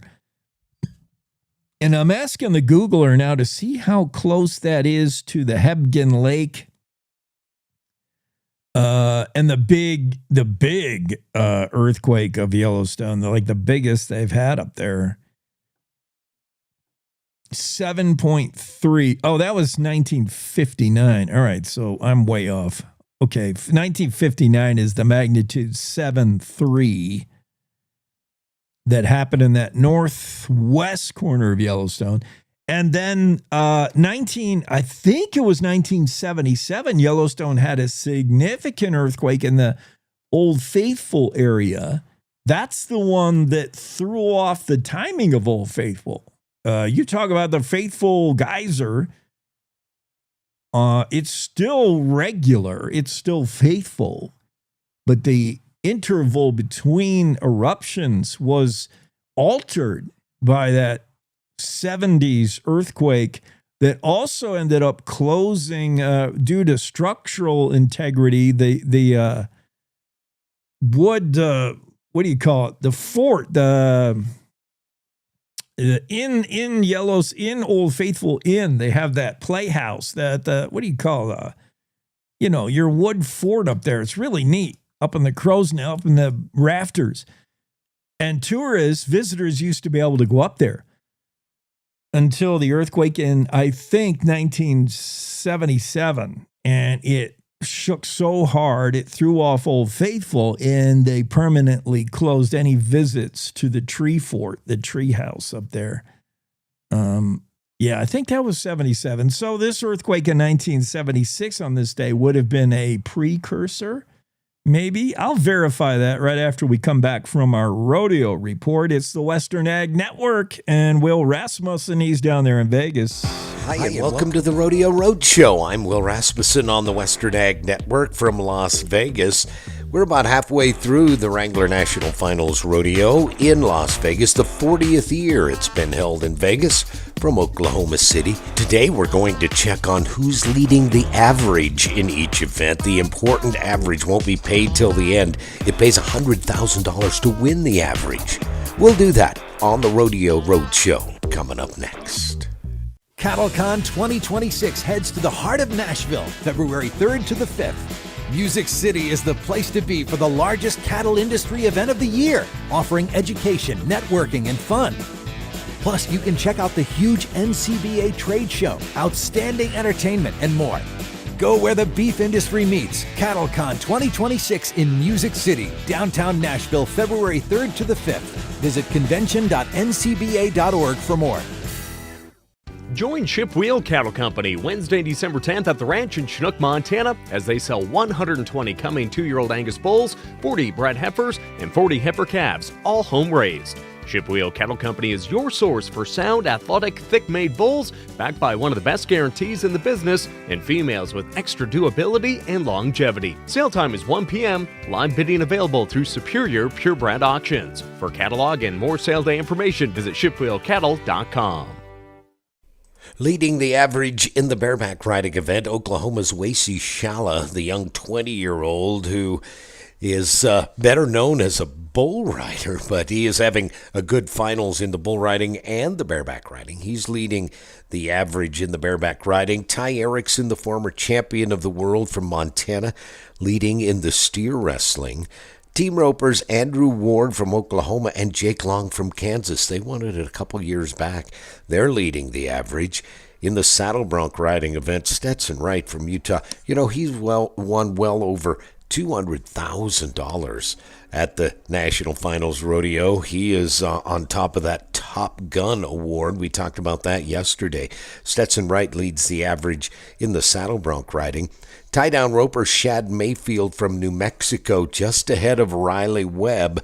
They're battling it out for 1 and 2 in the world. We're going to check on those world standings tomorrow here on the Road Show. The barrel racer from Texas, Cassie Mowry, the reigning champion of the world, leads the average in the barrel race by 8/100ths of a second. My goodness, that's a blink of an eye. And in the bull riding, it's Stetson Wright from Utah leading the bull riding average. Boy, that pays a pile of money, won't be determined till the end. On the Rodeo Roadshow, I'm Will Rasmussen on the Western Ag Network. Back to the studio. Cowboy State Daily Morning Show with Jake continues. One last thing to add to this day in history. On this day, 2025, Jake was wrong. Yeah, it's rare, really rare.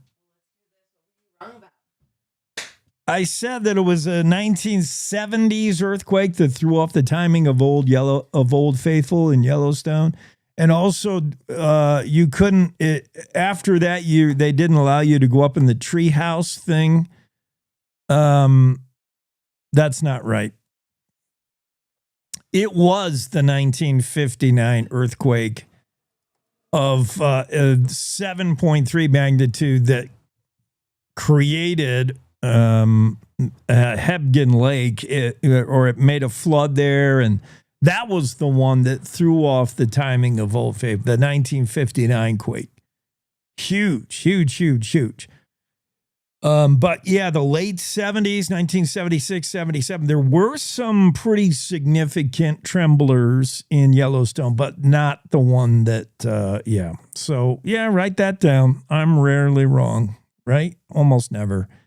Jackie Dorothy, she'll be on next. She's never wrong. Right after this. News happens at any time, any place. That's why at Cowboy State Daily, we're dedicated to the stories that matter, with reporters stretching from your hometown across Wyoming and beyond. It doesn't matter if it's happening in Yellowstone, the capital in Cheyenne, or the most remote slice of Wyoming. With over 150 years of combined journalism excellence, if it affects Wyoming, it affects you, and we've got it covered. Upstream from the herd, we're Cowboy State Daily. You're listening to the Cowboy State Daily Radio Network. You know you don't have to wear your PT gear anymore, right? It's comfortable. So how's civilian life treating you? It's fine. When I got out, I didn't want to admit that there was anything wrong because I felt like a failure. And then I realized, there's nothing to be ashamed of. So I started talking to someone. Maybe you are fine, but if you're not, it's okay.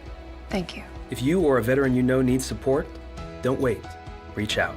Find resources at va.gov/reach. Logan Wilson here at the M Building in Casper, Wyoming. They do more than just support businesses and private events. They support nonprofits by offering reduced rates to help the community thrive.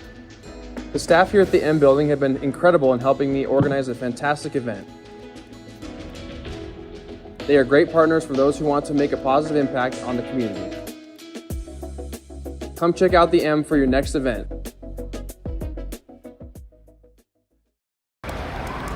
Hate is loud. It gets clicks. It gets attention. Hate, however, is actually quite small. But love is the majority. Filling up something far more important than any feed. Love fills our hearts, our lives, our every day with understanding, empathy, and compassion. Leaving hate to become what it truly is, a whisper.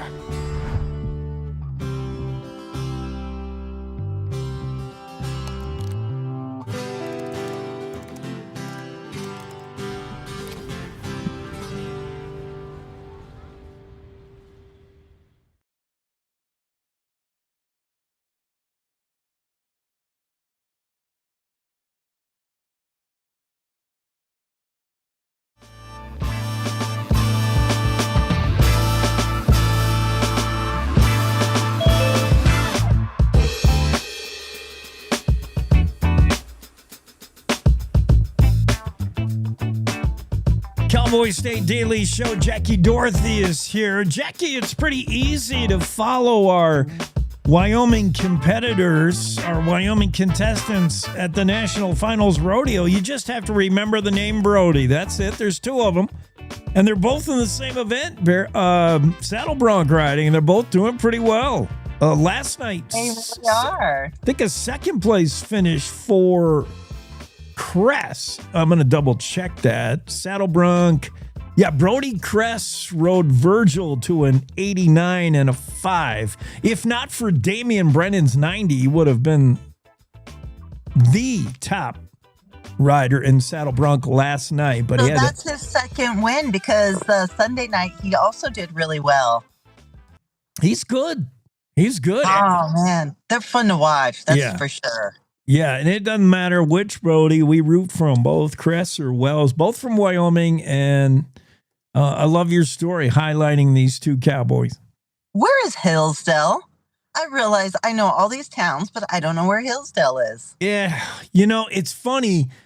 I have this ongoing thing. I announce rodeo for Cowboy Channel and for this outfit down in Evanston. I do Wyoming high school rodeo. I announce it for streaming, for broadcast. My partner is Mark Gill, well-known rodeo, former bull rider, bullfighter. And Mark Gill, every time we get a contestant, a high school kid from Hillsdale, I say, there's no such place. Where is Hill? And Mark goes, oh, yes, there. And he insists there is a Hillsdale. It's just a suburb of Cheyenne, basically.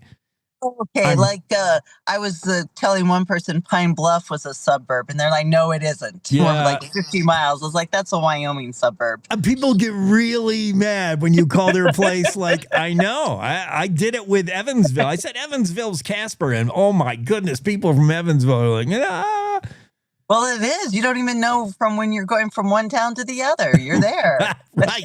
You're like Diamondville so badly does not want to be Kemmer that they got their own place.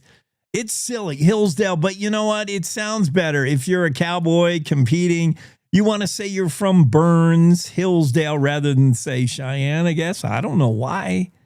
But well, Cheyenne's the big city, you know. That's Wyoming's...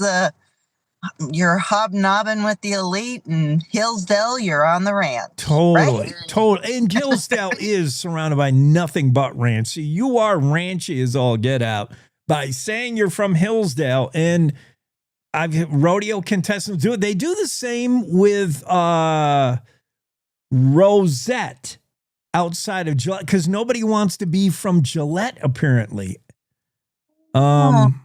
For Rosette is, I have a pretty good knowledge of all these little towns. When I worked with Wyoming PBS, that's all we did is go to little towns. Yeah. And that was our highlight. Oh, we're in Cora. Yeah. Yay! Yeah. Cora. And the Bronx. Most people would say, oh, the Bronx, that's in New York City, right? And there's Bronx, Wyoming, right near Cora.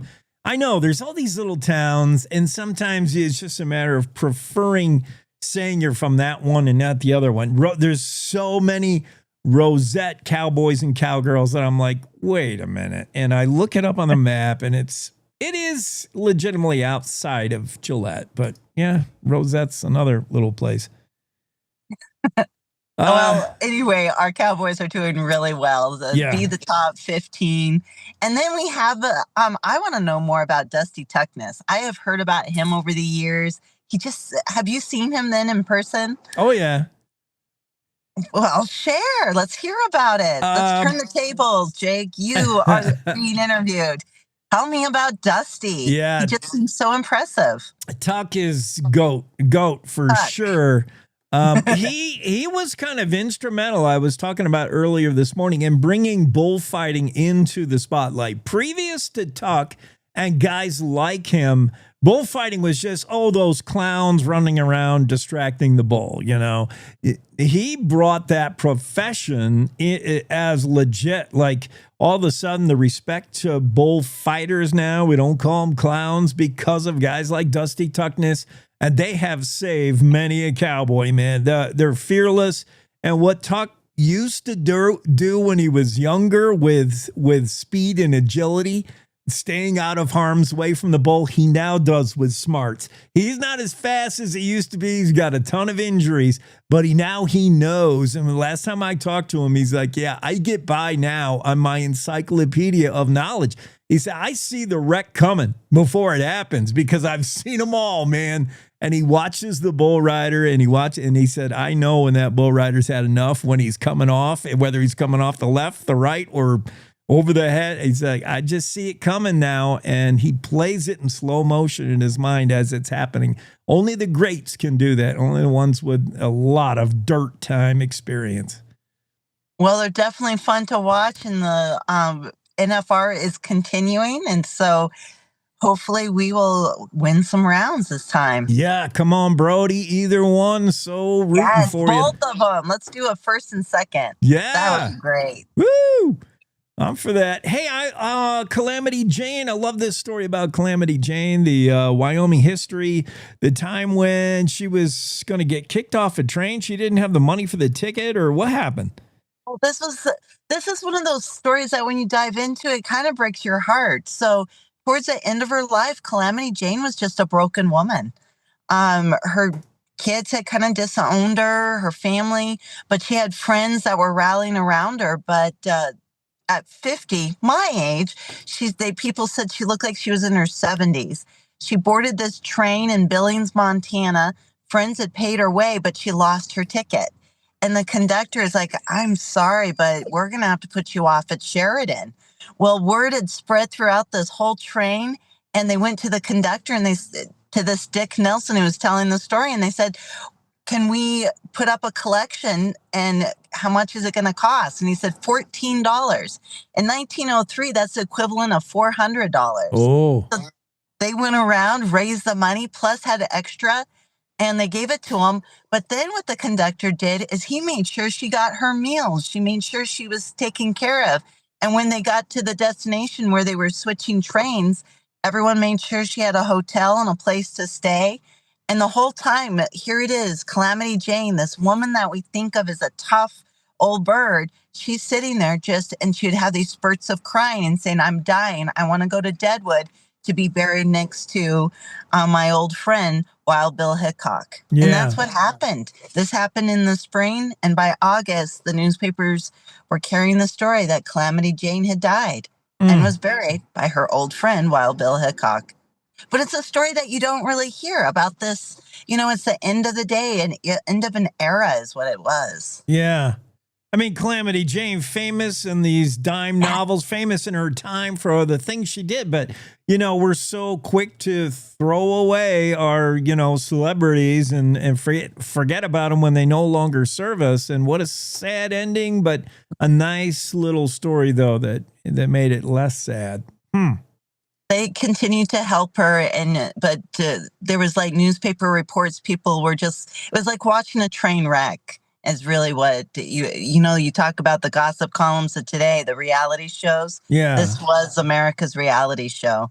They were watching what was happening to Calamity Jane and reporting it in all the papers. Good point. Well, I'm glad that word got out, that spread from that train. That could have been the story that would be confined only to the train cars. But it did get out, huh?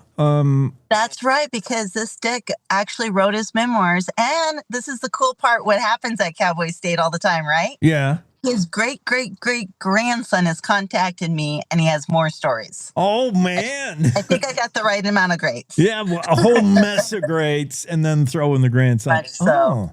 So I'm going to try to interesting. reach out to him and get some more stories about this Dick Nelson. I mean, someone that was on the train from the 1860s to the 1920s. And the people he rattled off that were on his train. When he said that he had Queen Maria of Romania, I knew exactly what train that was because it went through the Wind River Canyon. And I've done a story about it. And then he's talked about Teddy Roosevelt and all of these others because he was way up there. He was the conductor for all of the elite. Yeah. So the stories he must have. When you think about the time, I mean, train travel, if you were somebody, You travel by rail. That was the new stagecoach. That's for the peasants. You were traveling the rails, man, and that was significant. Anybody who moved around in Wyoming back then, that was train travel. He worked his way up because he started in the 1800s when we were building the trains. So stay tuned. We're going to look for some more stories about this guy and the celebrities he helped. Huh. I'm interested. Great grandson. Wyoming you history. You got too many grades, but that's all right. Jackie Dorothy's story about Calamity Jane, her last ride on a train, and how everybody just passed the hat for her. That's good news. Jackie, your hair looks really good today. Oh my goodness. You're rocking some hair. It's all this hot springs. All these great water here in Thermopolis. Gotta be. Thanks for coming on. Have a great day. Thank you. Cowboy State Daily Show. We're going to continue out in right after news, top of the hour news next now. It's time to take a look at what's happening around Wyoming. From the Cowboy State Daily News Center, I'm Mac Watson. The two men the Wyoming Highway Patrol arrested last week for kidnapping a teenage girl are wanted by Immigration Custom Enforcement. Cowboy State Daily's Claire McFarland reports the men are still being held in the Carbon County Detention Center. I got court documents for 33-year-old Pedro Perez and 22-year-old Alexa Solis Gomez. And these documents allege that this girl told her sister she was being followed and that there was a photograph of someone pointing a gun at the home where she was staying shortly before this alleged kidnapping. I also learned last week from talking with ICE that they've issued detainers on the two men, which means that the agency believes they're here illegally and would like to process them. The Wyoming Highway Patrol arrested the two men who were traveling with a 16-year-old girl on claims the two men were kidnapping her from her home in Wisconsin back on November 29th. Areas in the Snowy Range in Albany County received over 75 inches of snow in 40 hours over the weekend. Cowboy State Daily's Andrew Rossi reports the wet, heavy snow has boosted the snowpack in Wyoming's southern mountains by more than 30%. The snowstorm over the last weekend was great for the mountains, particularly in southern Wyoming. There were monitoring stations that detected up to 75 inches of snow on the western side of the Snowy Range, which is phenomenal. And there was 1.5 feet or so that fell in Centennial over that period. So that makes up for some of the deficit that we had in November. It was warmer and drier than normal in November, and this snowfall helps make up for some of that deficit. Not all of it, but some. A monitoring station above Centennial in the Snowy Range recorded 65.5 inches of snow in 40 hours. Another monitoring station on the west side of the Snowy Range recorded over 75 inches over that same period. I'll be back with more news from the Cowboy State Daily News Center right after this. Hey, Wyoming, ready for news that actually feels like Wyoming? Tune into Cowboy State Daily Radio with heart, humor, and a little Western kick. From ranch roads to mountain peaks, if it's happening here, you'll hear it here. No fluff, no filter, just the real deal. Real voices, real stories, real Wyoming. If it's happening here, you'll hear it here. Cowboy State Daily Radio, Wyoming's news, just the real deal. 100% homegrown.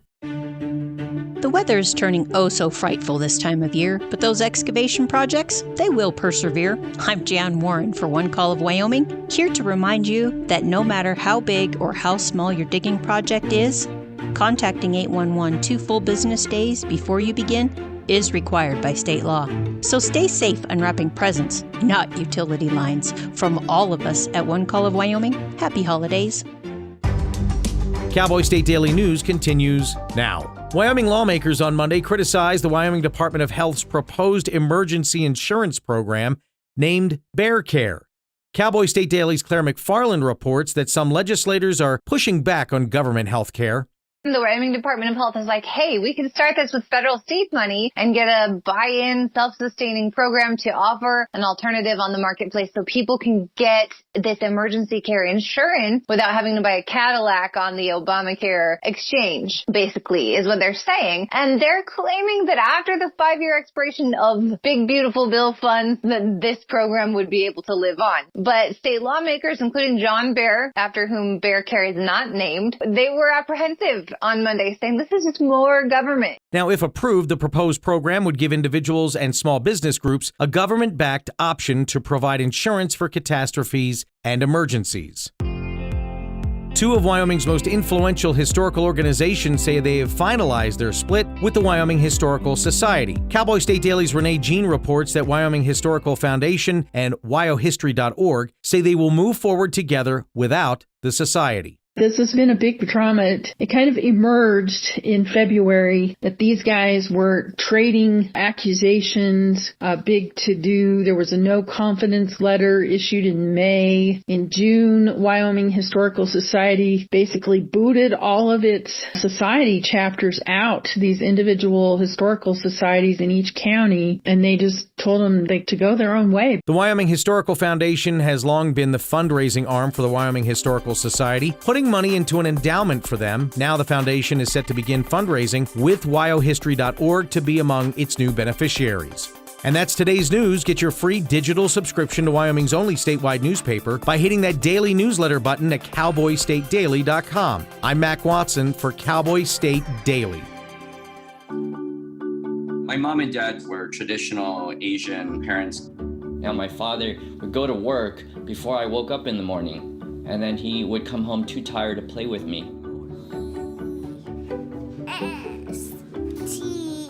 I tell my son, I love you every single day. I love you. Now my dad has never said that to me. Not because he doesn't love me, but because culturally it wasn't comfortable for him. So I teased him the other day and I said, how come you never say that to me? And he said, you're too old now. Now that he's a grandfather, he says, I love you to my son every time he sees him. My advice to all the fathers out there, forget the material things, forget the cultural restrictions. They grow up way too fast for you to waste even a single precious minute or moment. Say bye-bye. Bye-bye.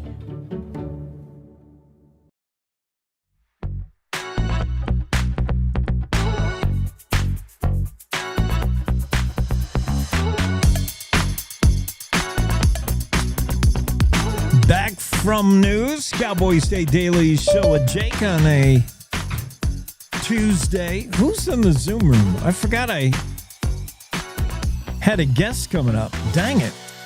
Oh, that's Mark Hines, of course. Sort of not ready for Mark. Oh, whoever is, Jake. I know. Who's up for that?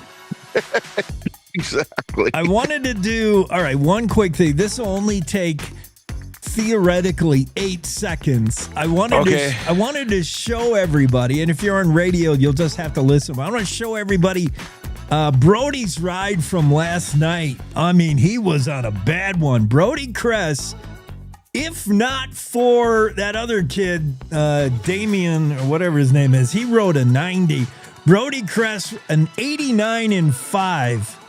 Last night at NFR to take second in Saddle Bronc, and it was a sick ride. It looked like and sounded like this. Check it out. Oh, it's crazy. Virgil is Hillsdale, Wyoming's Brody Kress. Yeah, Hillsdale. Celebrated as one of the greatest to ever do it, is about to shine bright. Get him, Brody! Woo! Get after him, buddy.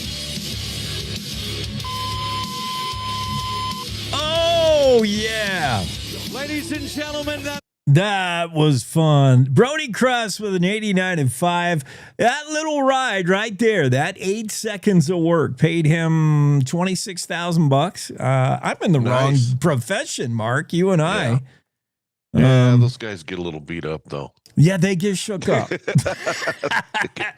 Good point. It's all good when it's good, but when it's bad, a lot of those guys are old men by the time they're 40. So it's the reason orthopedic surgeons are, doing booming business. Well, that's right up there with things that could be, I don't know, not high on my bucket list, like ice fishing. I'm not an ice fisher. Maybe I don't have the patience for it. But the good news is ice fishing not really off to a fast start this year in Wyoming. You can still things put the boat out there. Yeah. They're about a couple of weeks to a month behind by most people's guesstimations. So yeah. I never did a whole lot. One of my favorite memories is my dad and we had a good family friend in the Custer region of South Dakota. Oh, and we all went ice fishing one time, some lake out there in the Black Hills, and that's one of my best memories. We drove his 72 Chevy out on the ice and drilled some holes and caught some fish. but I'm like you. I haven't done a whole lot of it, but what I've done has been fun, typically. I gotta save that bit of audio. That is the most redneck thing I've heard on this show. Me and my buddies drove a 72 Chevy out on the frozen lake and did some ice fishing. Yeah. Dude, you just won the internet. You are more redneck than. Yeah. My goodness. I've got a lot of those kind of stories, but careful where you're parking your 72 Chevy today. We're not quite there yet. No, you're not going to be doing that. It's coming. That Flaming Gorge anytime soon. Mm-hmm. Hey, how about this old-time hunter who's hunting with a rifle that he bought way back for $120 in the 1960s? Brian G. Yeah, Remington. Cool. Remington 700 before they went through that big scandal. Wait, what scandal? With the 700. Oh, they had some trouble. I can't remember exactly. I'm sure the gun nuts can fill me in on this, but there was like a bunch of lawsuits or something or they just had some quality control problems, and I'm not sure when it was. I think it's about 20 years ago. This the 700's kind of tanked, but that was an iconic rifle for decades. So this guy though is rocking a what? He's got a 25-06. Oh yeah. 700 BDL chambered in 25-06, which is a great caliber. You don't hear about that caliber. Can you very much. find that caliber anymore? 25. Yeah, you can, but it's not. It's not super common, but you can. No, it's an iconic old caliber. Yeah. Well, it's a little light for elk, but a lot of people use it for deer and pronghorn. Buddy G coming 82 years old, and he's been hunting with that old rifle for a long time. Hey, the old stuff works, man. Yeah. Who sang that song? Isn't that Guy Clark? About old things still working? Boy, you got me there. For once, you've got me on a musical reference. I don't know about that. That sounds like a Guy Clark song, but. I want to say it's Guy Clark. Like it just song about glorifying, like old things still work, man. Yeah, like us. Yep. Boy, this sure looks. Somebody thought they found a human hand in a dumpster. So this out at the Park County landfill near Cody. Okay. Somebody. Somebody saw that and called it into the sheriff's office. They called Walt Longmire, said, I found a human hand in the dumpster, but it turned out to be a black bear paw. It does look real human-y. Yeah, if you see the bear hunter sent us those photos of the paw. And, I'm looking at it, which goes right. Excuse the pun. It goes hand in hand with the notion that bears sometimes act really human. Have you ever observed a bear and watched it do things that are just not animal? They're like human, like rub it its back on a tree, sometimes you're like, oh my goodness, they're the clowns of the forest. They're fun to watch. Black bears, no, we have a lot in common with bears. We're both omnivores, there's some similarities. That's what I'm trying to say. And the paw, boy, it does. If I found that in a dumpster, I'd call 911. I'd be like, alert, this can't be right. All right, what else is I wasn't ready for you. I was in the rodeo mindset. Oh, jeez. So, sorry, Mark. Come on, Jake. What else do you have? I got to Google it up now. Mark Hines. The grizzly death toll. Yeah, those numbers have been going up and up and up. This greater Yellowstone ecosystem. Yeah. Grizzly death. Last year, 72. That was a record. This year, almost there now. It's just more grizz fatality. I mean, that's one line of thought that says that. Just more bears equals more bears getting dying or getting killed of various causes. Yeah, a lot of livestock conflicts. A few getting killed by other bears, which is that does occur. A good number of vehicle strikes. Yeah, it's the comment. Like, those numbers have remained pretty consistent. By far, bears die most at the hands of humans when they have to be put down. And then bear-on-bear violence, that accounts for some. And then crossing the highway, that's never easy for any animal. Yep. No. I'd be curious what the mortality rate is for the Northern Continental Divide bears. What do you mean? What's the northern? So that'd be what? Those are the ones that. If the GYE population centers on Yellowstone National Park. Okay. So Montana up the to NCDE, Canada. the NCDE grizz population centers on Glacier. Okay. Yeah, it's those bears. And there's a lot. We've had a few articles. There's a lot of talk about the two populations eventually intermingling. Yes. But for now, they're still considered two distinct populations. But I know a lot of those Northern Continental Divide bears get hit by trains up there on the High Line. Yeah, we had a couple stories about that. Yeah, until they mix DNA. Yeah, biologists say when they finally intermingle and our bears get it on with their bears, and they hopefully those northern bears create an awareness for train tracks, and our bears like watch out for the train track. And our bears can teach them about, don't eat any sheep because you'll be in big trouble. Yeah, maybe. Finally, I thought you were pulling our leg. I thought it was fake news when you said John and Tucker, last name Bass, caught a record largemouth bass on Bass Lake. I'm like, come on, that's too many basses. Yeah, no, that really happened. It really did. We had John and Tucker on yesterday. Thanks for the invite into that family. Yeah, those guys are great. Yeah. Father-son duo. It's relatively unbeknownst, but yes, there is bass fishing in Wyoming, and apparently some of it's pretty darn good. I did not know that. That's cool. Yeah. Tucker yanked one out of there, well over 2 pounds on a 4-pound test. Way to go, Tucker. I went and got my Bass Pro Shops hat on for them, and they were like, yeah, man. That's cool. That's cool. Yeah, that's awesome. That's a cool father-son duo right there. Yeah. I love it. All right. Carry on, Mark. I shall. You too. Stay away from those drunken raccoons, by the way. Oh, good Lord. Good Lord Almighty. That's next level. All right. I'll talk to you later. All right, man.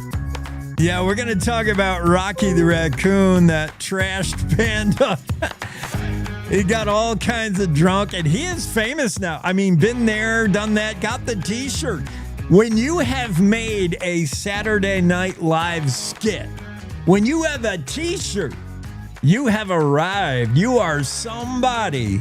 And you also have spawned now 3 different brand new drinks.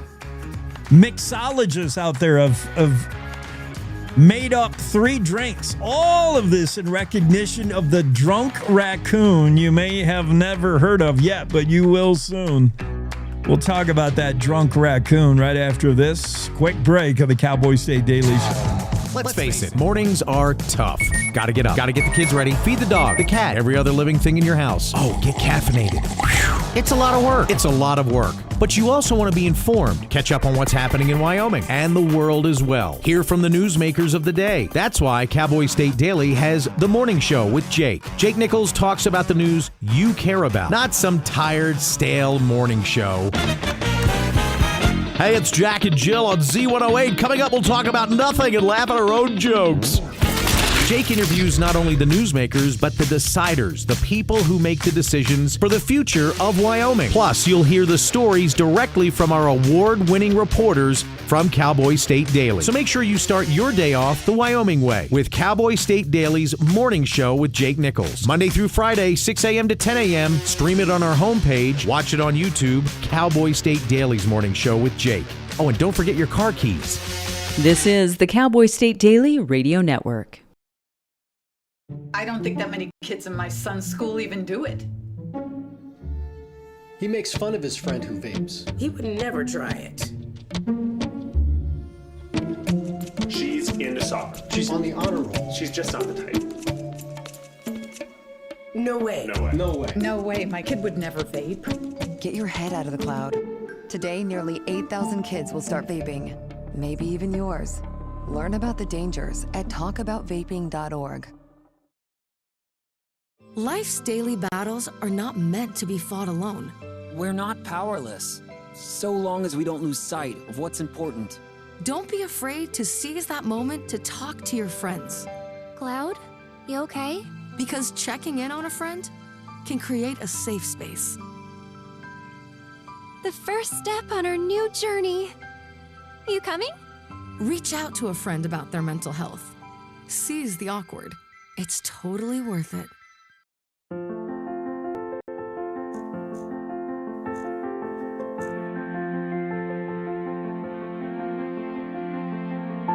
There are a lot of words I would use to describe my daughter. Kind, strong, hilarious. When I think about how much she's experienced in her life, on a journey that we're now on together as a family, I'll make you something to eat, okay? we can't help but be inspired by her every day. Hey, Mom. We're about to start the movie. Oh, yeah, I'll be right there. Okay. So really, we're the lucky ones. Learn about adopting a teen from foster care. You can't imagine the reward. Visit adoptuskids.org.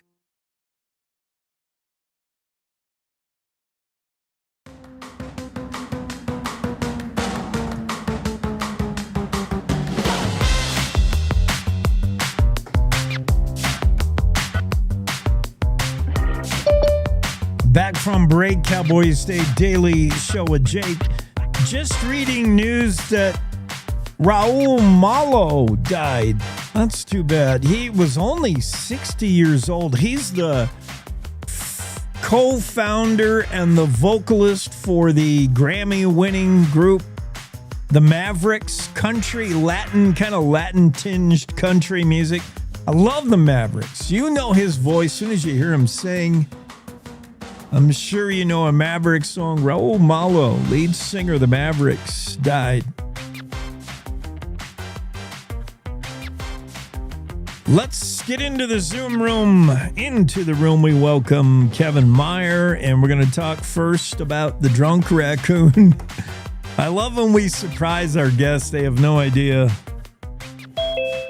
Our guests come on with their own itinerary, things that they want to talk about. Our guests, you know, like the late night talk shows, they're promoting their latest movie or podcast. They're also trying to sell something likely, and I throw all that out. I throw out the script when they get here, and we talk about drunk raccoons, this trashed panda. And I don't know. Well, I tell you what, Jake. If you're looking for a guest with something to sell, I can sell you some wind this morning because I got plenty of it. Oh, you're in wind corridor there, aren't you? You're in wind country.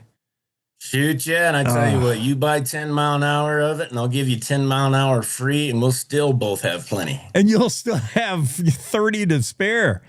Yeah, it is blowing. You can thank Don Day for that day weather forecast showing tons of wind. He explained the reason, but who cares about the reason when you're chasing your hat, man?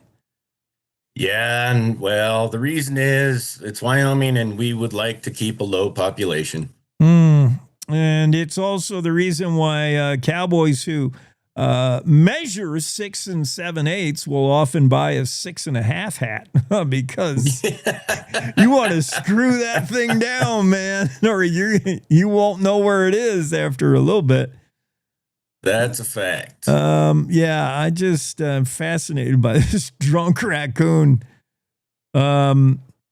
Virginia is where it happened. This raccoon broke into a liquor store, knocked some bottles off the shelf. Of course, they broke, and the raccoon's like, let me check that out, because that's all raccoons do. Believe me, I got 3 outside, and all they do is, hey, what's that? Can I eat it or drink it? And he drank it, and man, he's all on surveillance camera, and then the raccoon finally passes out face down. He's in a Saturday Night Live skit. 3 drinks have been now named for him, and he's got the t-shirt as well. There's the Midnight Mass Gin Fizz, the Trash Panda Old Fashioned, and the Rye Rascal Sour, all in honor of the drunk raccoon who's gone viral. Have you seen the raccoon yet? I have not seen that video yet, but it reminds me of that old Western movie, the old Glenn Ford movie, The Rounders, where they have the horse that keeps bucking, and he gets onto the back of the pickup where the whiskey mash is, and he eats all the whiskey mash. No. And he kicks down the side of the barn, kicks the fiddle player, and then passed out in the middle of the dance floor. I have not seen this. Wait a minute. Where do I find this? Is this like Netflix? Is this a real movie? You know what? I think everything's on Netflix, and if it isn't on Netflix here in a little while when they do their big merger, I think you and I will be on Netflix. So you are hip to that. But by the way, that's not a done deal yet. You got to get permission from President Trump. That's in the news today as well. What Kevin is referring to is the deal for Netflix to buy, and the price tag is insane. It's billion, 72 billion, right? Is that what you heard? Yeah, that's the last number I heard. Oh, man, that is a chunk of change. Netflix wants to buy out the whole catalog from Warner Brothers, but Paramount is the latest challenger saying, wait a minute, we want to buy that. They're fighting over it. Boy, Warner's in a pretty nice position when they're fighting over buying you. And Paramount wants in, and now because it is such a high leverage transaction, it could be what federal department would Justice Department could throw up all sorts of antitrust arguments and other roadblocks. So to get that deal done, you pretty much need President Trump's blessing, and both the top execs from Paramount and Netflix have had closed-door meetings with the president pitching their concerns. So it's not done yet. It could be Netflix who owns Warner's catalog, or it could be Paramount. Well, that sounds to me like there might be a reboot of The Apprentice coming. That's what everybody's saying. You're right on. Kevin, you're right. As everybody's saying, they all have to go make their case before Trump, and he can say, you fought, or, somebody wins and loses. Yeah, it's exactly right. The Rounders. Wait a minute. Glenn Ford, 1965. Starring Henry Fonda. This slowly paced but amiable Western picks up the pace, picks up the action when the horse gets drunk. Okay. I'm going to go watch that on Netflix or Paramount, whoever wins. Yeah. I don't know. Drunk raccoons, drunk horses. I'll take any wildlife drunk. It's always good for a laugh. Hey, how about our Brodies riding in the NFR? Brody Cress with a nice ride yesterday. I don't like the whole making half points for the rides, like 87.25, right? Like, just make it a round number. And if it's a 95, like, there's this reluctance in judging to make anything much above a 92 ride. There's never 100, acknowledging nobody could ever make the perfect ride. But it's a fact that you leave out all those numbers, all that headroom. Could a guy make a 95 ride on a Bolt? It happened once in a blue moon. And because of that, you squunched everybody down in the 80s, and now we got to have an 85.25 ride. I'm like, what? I don't like it. Yeah, and I can tell you from having judged both ranch rodeos and a lot of horse shows, it's really easy as a judge to get yourself into a bind. Because most of the time when you're judging, you don't remember what score you gave the last guy. You're just judging what you see right in front of you. And on some of those horse shows where you've got 150, 200 people in the same class, it's really easy to find yourself in a bind.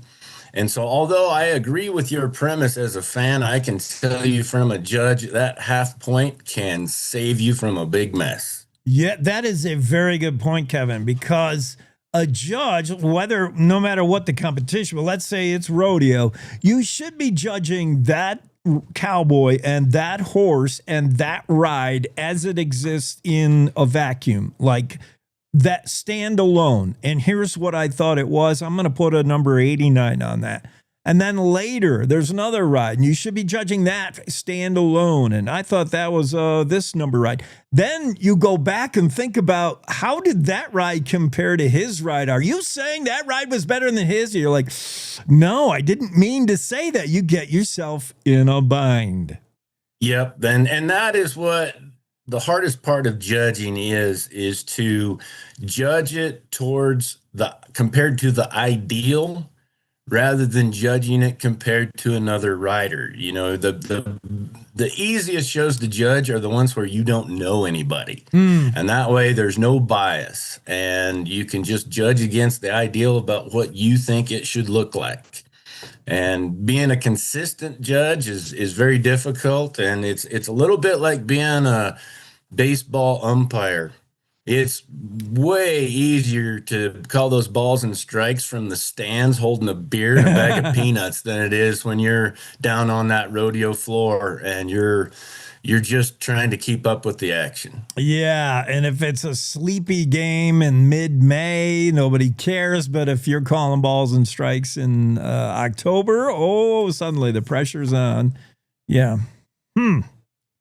Kevin. And boy, we really need, I know the Brodies are doing great. And of course, everybody in Wyoming is cheering for them, but let's tip our hat to Dusty Tuckness. Yeah, the Tuck. Man, and I can remember watching him break out at little amateur rodeos like Ten Sleep and Matitsi when he was just a kid trying to figure it out. And here he is now. I think this is his 17th NFR. Yeah. That's amazing. And he still looks like a kid. And I know he's gotten beat up and has had more surgeries than I'll ever have. And you and me combined aren't ever going to have as many surgeries as he's had, but he is still out there. He's still nimble, and he's so smart about the game that he is just never in a bad spot. Yeah. And that's the thing. He gets by a lot more. A lot of athletes will tell you that they get by on their experience and their smarts, what's between the ears more than what's from the neck down. Tuck was a neck down bullfighter like all of them, relying on speed, agility when he was in his 20s. But now after injuries and, he's old for that game anymore. It is just his wealth of knowledge, his experience. I talked to Tuck last year for a story, and he talked about that. What he makes up for in a little bit slower step today is he's seen it all, man. He's like, I see the wrecks coming. I see I know where that cowboy wants to bail, left or right. He's like, I see it all happen in slow motion because it's all happened before. He's smart. And he's good. It's really impressive. I think the only professional athletes that have shorter lifespans in their profession than bullfighters is maybe NFL players. I think their average career is 3 years, and bullfighting, that is, just going on the road as much as they do is taxing enough, but then going out there and playing tag with a one-ton animal with antlers, that is an insane way to make a living. I know. When you talk about the bravado or courage or recklessness of getting on a bull. Do you choose really to get on a bull? And you talk about those guys, and that is one of the most dangerous sports and professions. They do it once a night, once a rodeo, 8 seconds worth. The bullfighter is in every bit the danger with a different bull, one after another, and he works all night, man. He's got to save 8, 9, 10 cowboys a night. Yeah, that is truly not a profession you're in for the longevity. Yeah, your IRA 401k plan, I don't know what that looks like. And I imagine it's pretty easy to get someone to hang up the phone on you. All you have to do is call an insurance company and tell them, yeah, I'm a bullfighter. Hello? Hello? Yeah.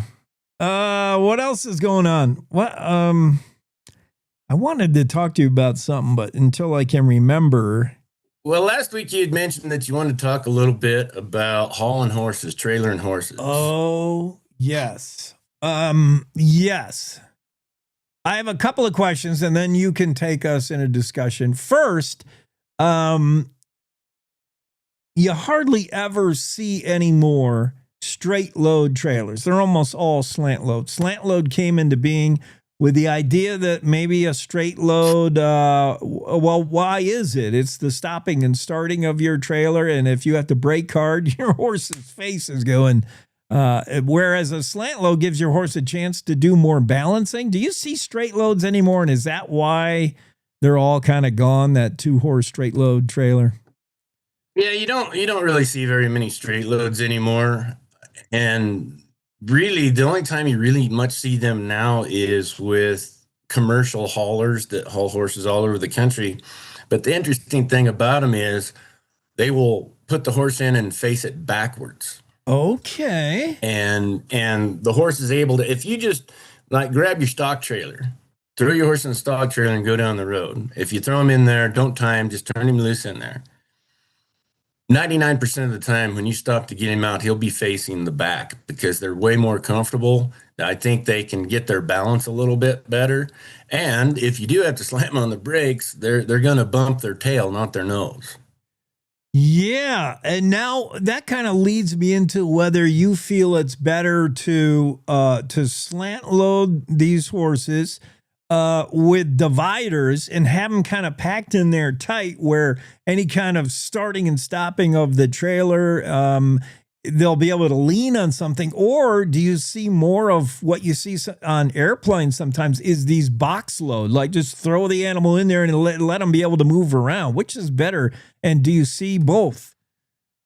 Well, you see both. I know for, once again, the commercial haulers, you can just get a stall, which some of them are slant loads, some of them are side loads, some of them are rear.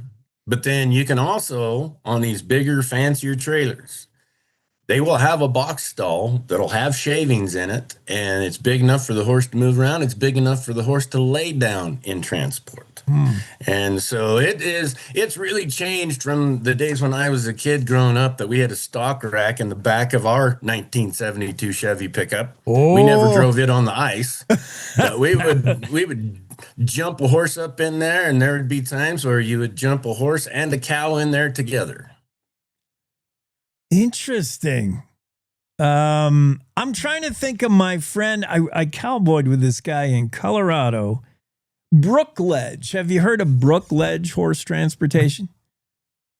I have not. Brookledge, they do some high-endy, spendy racehorses. They do international hauling, Saudi Arabia. They're a big-time, Brookledge big-time haulers, and my friend now works for them.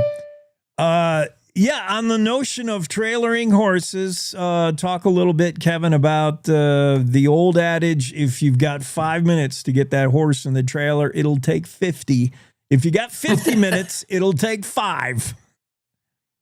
Yeah. And it's really funny how horses are. They'll some of them, they can't wait to get on that trailer until, like you said, you really need to get going somewhere, and then they'll decide that they don't want to load up. But those are pretty easy things to fix. And part of my job as a horse trainer, colt starter, is we get them trained up pretty good to jump in that trailer and back out or come out forwards, both ways. Anyways, and it all comes down to just making that trailer a very comfortable place to be. But yeah, trailering is, I've always said, if you ever jump in the back of a trailer and let someone drive you around the block, you'll wonder how you ever get a horse to get into a trailer a second time. It's not a fun ride, huh? It is not. And it's funny. You'll see trailers going down the highway with the windows down and them horses sticking their heads out. And that always scares me to death, because how many chipped windshields have you had from a rock just coming out of nowhere and hitting the windshield? Well, that can hit your horse as well. Yeah. So, and I know that a lot of horses, actually, they make some trailers now that slant to the right instead of to the left. So the horses' heads are away from traffic, because I know that can cause some horses to have a little bit of anxiety. Interesting. Slanting to the right. Yeah, you don't never see them load that way. Yeah, that's interesting, because it seems like it would put the bulk of the horse's weight also on the middle of the highway, which talk about when you have those old straight loaders, you're always taught to load that horse in the left bay, the left section of that trailer, because you want your weight of the trailer to be uphill, because every highway has a little bit of a slant to it. Every highway peaks in the center to get runoff for moisture. Mm-hmm. Yeah, right. Yeah, I don't want a horse's head out, because even an insect, like doing 60 and a bug hits you, yeah, that could freak your horse out. Yeah, and they've made trailers so much nicer now. They have air rides, they have cameras. Back in the old days, if the only way you could tell if a horse was in trouble in the back of the trailer was when all of a sudden your trailer wasn't following you anymore and you could feel it rocking back and forth. Now it's amazing when you go down the road in one of these big time trailers with air ride and the cameras, and you can really see what the horses do during the turns. That you can really see. We've talked about this before. Horses are not huge fans of rumble strips. Oh yeah. Yeah, I hate those things too. And they put them right on the white line. They put them right on the fog line. Like, get them. I use that part of the road, man. I pay, my taxes paid for the whole road. I'm going to use the whole road. I want the whole road. I want my money's worth out of that road. You're right, though. So, in the old days, you didn't know if you had mutiny going on back there until you saw your trailer pass you. You're like, oh, that poor son of a bitch. He's lost his trailer. Hey, wait a minute. That looks a lot like mine. And then on the other hand, there's a lot of, cowboy brush type trailers they'll even be a gooseneck, but they'll just be a single axle. Well, those are really good for driving out in the pasture on the 2-track road, but I can guarantee you want to slow down quite a bit when you cross the railroad tracks, because that little single axle will catch some air. So, and I don't think horses like that much. No, they have. It's right up there with rumble strips. Oh, what a smooth ride this is until you got to land. Yeah. I just, boy, I'm all respect to a horse that, boy, we've seen them horses can be incredibly dumb. Like, I can't believe how dumb that horse is for doing that. But that animal to go into a trailer, which, you're talking about a flight animal, doesn't want to be in a place, when it has fear being in an enclosed area. It looks like a tunnel, looks like somewhere a mountain lion would live. That doesn't look like somewhere I want to be. And then to also tolerate cars whizzing by. Like, I don't know how they do it. It's people like Kevin Meyer who train them to believe the trailer is an okay place to be. Well, it just takes an incredible amount of trust on their part. Yeah. And if they knew how little they could actually trust us humans and they knew how little that we are in compared to them, they would just go ahead and kick us right off the bat and get it over with and go enjoy their life. It's a good thing they don't know what they don't know. Especially the cowboy leading them into that trailer, and they're thinking, I've seen you drive. I don't know if this is a good idea. Who could blame them? All right, Kevin. Let's hope you stay anchored today. I'm going to go get some bricks and put them in my pockets and get back to work. Little sand in the boots today. Yeah. This is the kind of day where, you got to have your fellow ranch on speed dial. Have you seen our border collie? Last I saw, he was airborne. And you just trade things, whoever's the next guy east, Yeah, we have yours, and ours is also that. Yeah, you'll get it all squared away once it stops blowing. Kevin, have a great day. You too, bud. All right, Cowboy State Daily, we're coming right back. Bob Jordan is waiting to join us after this. In Wyoming, you want news from folks who still shake hands and mean it. You just want the facts. That's why more Wyomingites listen to Cowboy State Daily Radio. News that doesn't bend, twist, or dance around the truth. Crisscrossing the state to cover the news the way you like it, with reporters steps away from the Capitol in Cheyenne and in your hometown. No spin, no corporate suits, no duh. Talking about your state. This is Cowboy State Daily Radio. You're listening to the Cowboy State Daily Radio Network. Who can you turn to for news you can trust? Your local TV and radio broadcasters. You trust us to keep you safe during times of crisis and to deliver the weather, sports, and entertainment you rely on every day.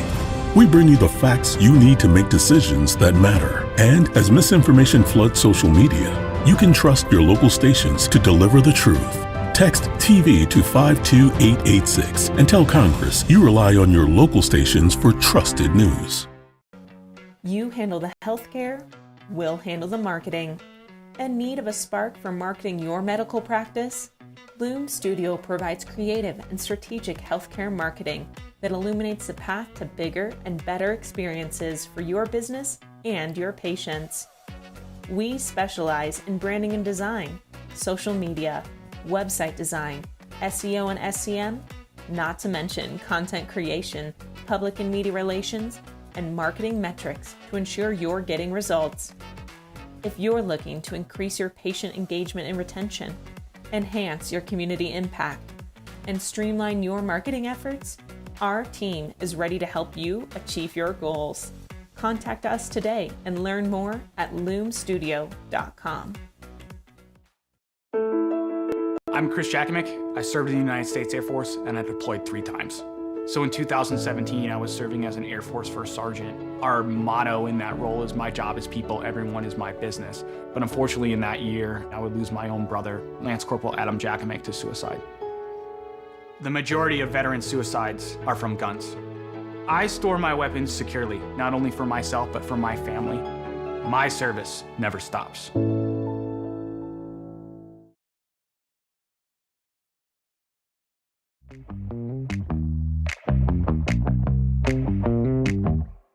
Cowboy State Daily Show on a Tuesday. Let's get Bob Jordan in here right away. Commissioner Jordan, we're going to talk about, everybody rest easy, take a breath. We're not going to talk about nuclear at all.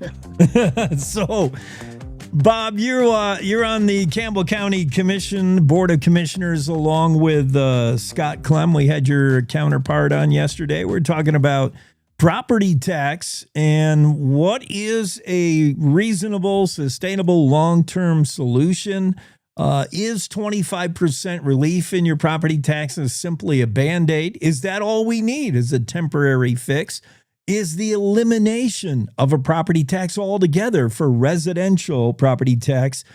Boy, that sounds even better if I'm the guy opening the bill, right? Like, well, the 25% off, okay, that's all right. How about not getting the bill at all? Be careful what you wish for. Scott Clem says that's just shifting the tax burden. What's your take on it, Bob Jordan? I mean, property tax issue is not going away. What do you think? Well, that's a hot conversation. What was that? Oh, that was a drone. That's one of those things that when you start on, There's a lot of passion in it. There's a lot of people in different positions. And I think the basic one actually is this. We're finally going to have a conversation about spending, about taxes. And it's been a long time coming. We're in a transition from an old style of taxation and representation to what the new economy might look like in the state as we move, from energy to something else as our state grows. Our population has moved more to cities and communities, bigger communities in the last, 25 years. That's changed how things are viewed and how money should be spent.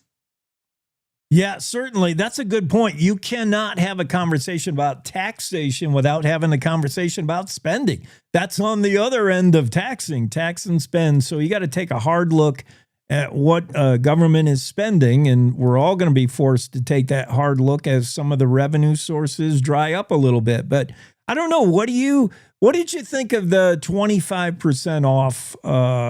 Was that a good solution for a couple of years? For a couple of years, yeah, it was, because it did stimulate the conversation as we shared. I sit back and I look at this thing, and I realized that was more than a Band-Aid. It might have been just maybe just pull the Band-Aid off as quick as you can and take the hair with it, so people actually have a conversation.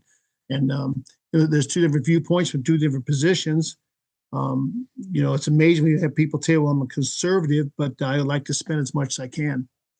And the thing I keep hearing when I ran in my campaign was to have no more new taxes. The main reason was there's a sense out there that there's taxation without representation. And we actually have boards, and we have people we can elect, and people are not as engaged perhaps they should be, or too busy to be, or not as well informed. So they feel like their taxes are not being spent the way they want. And when the regular voter begins to feel that way, you've got a problem.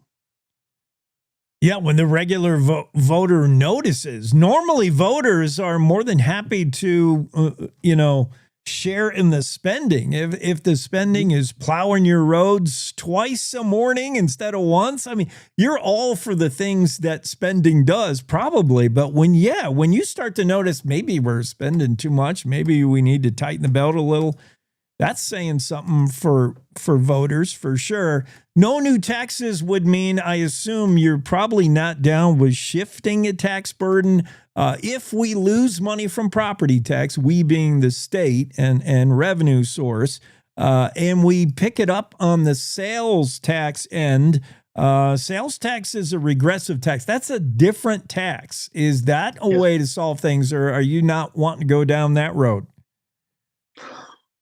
It's probably time to have a conversation about all of them, I guess, to look at what we really need to do. I had a mind thought there, just kind of slid away from me. But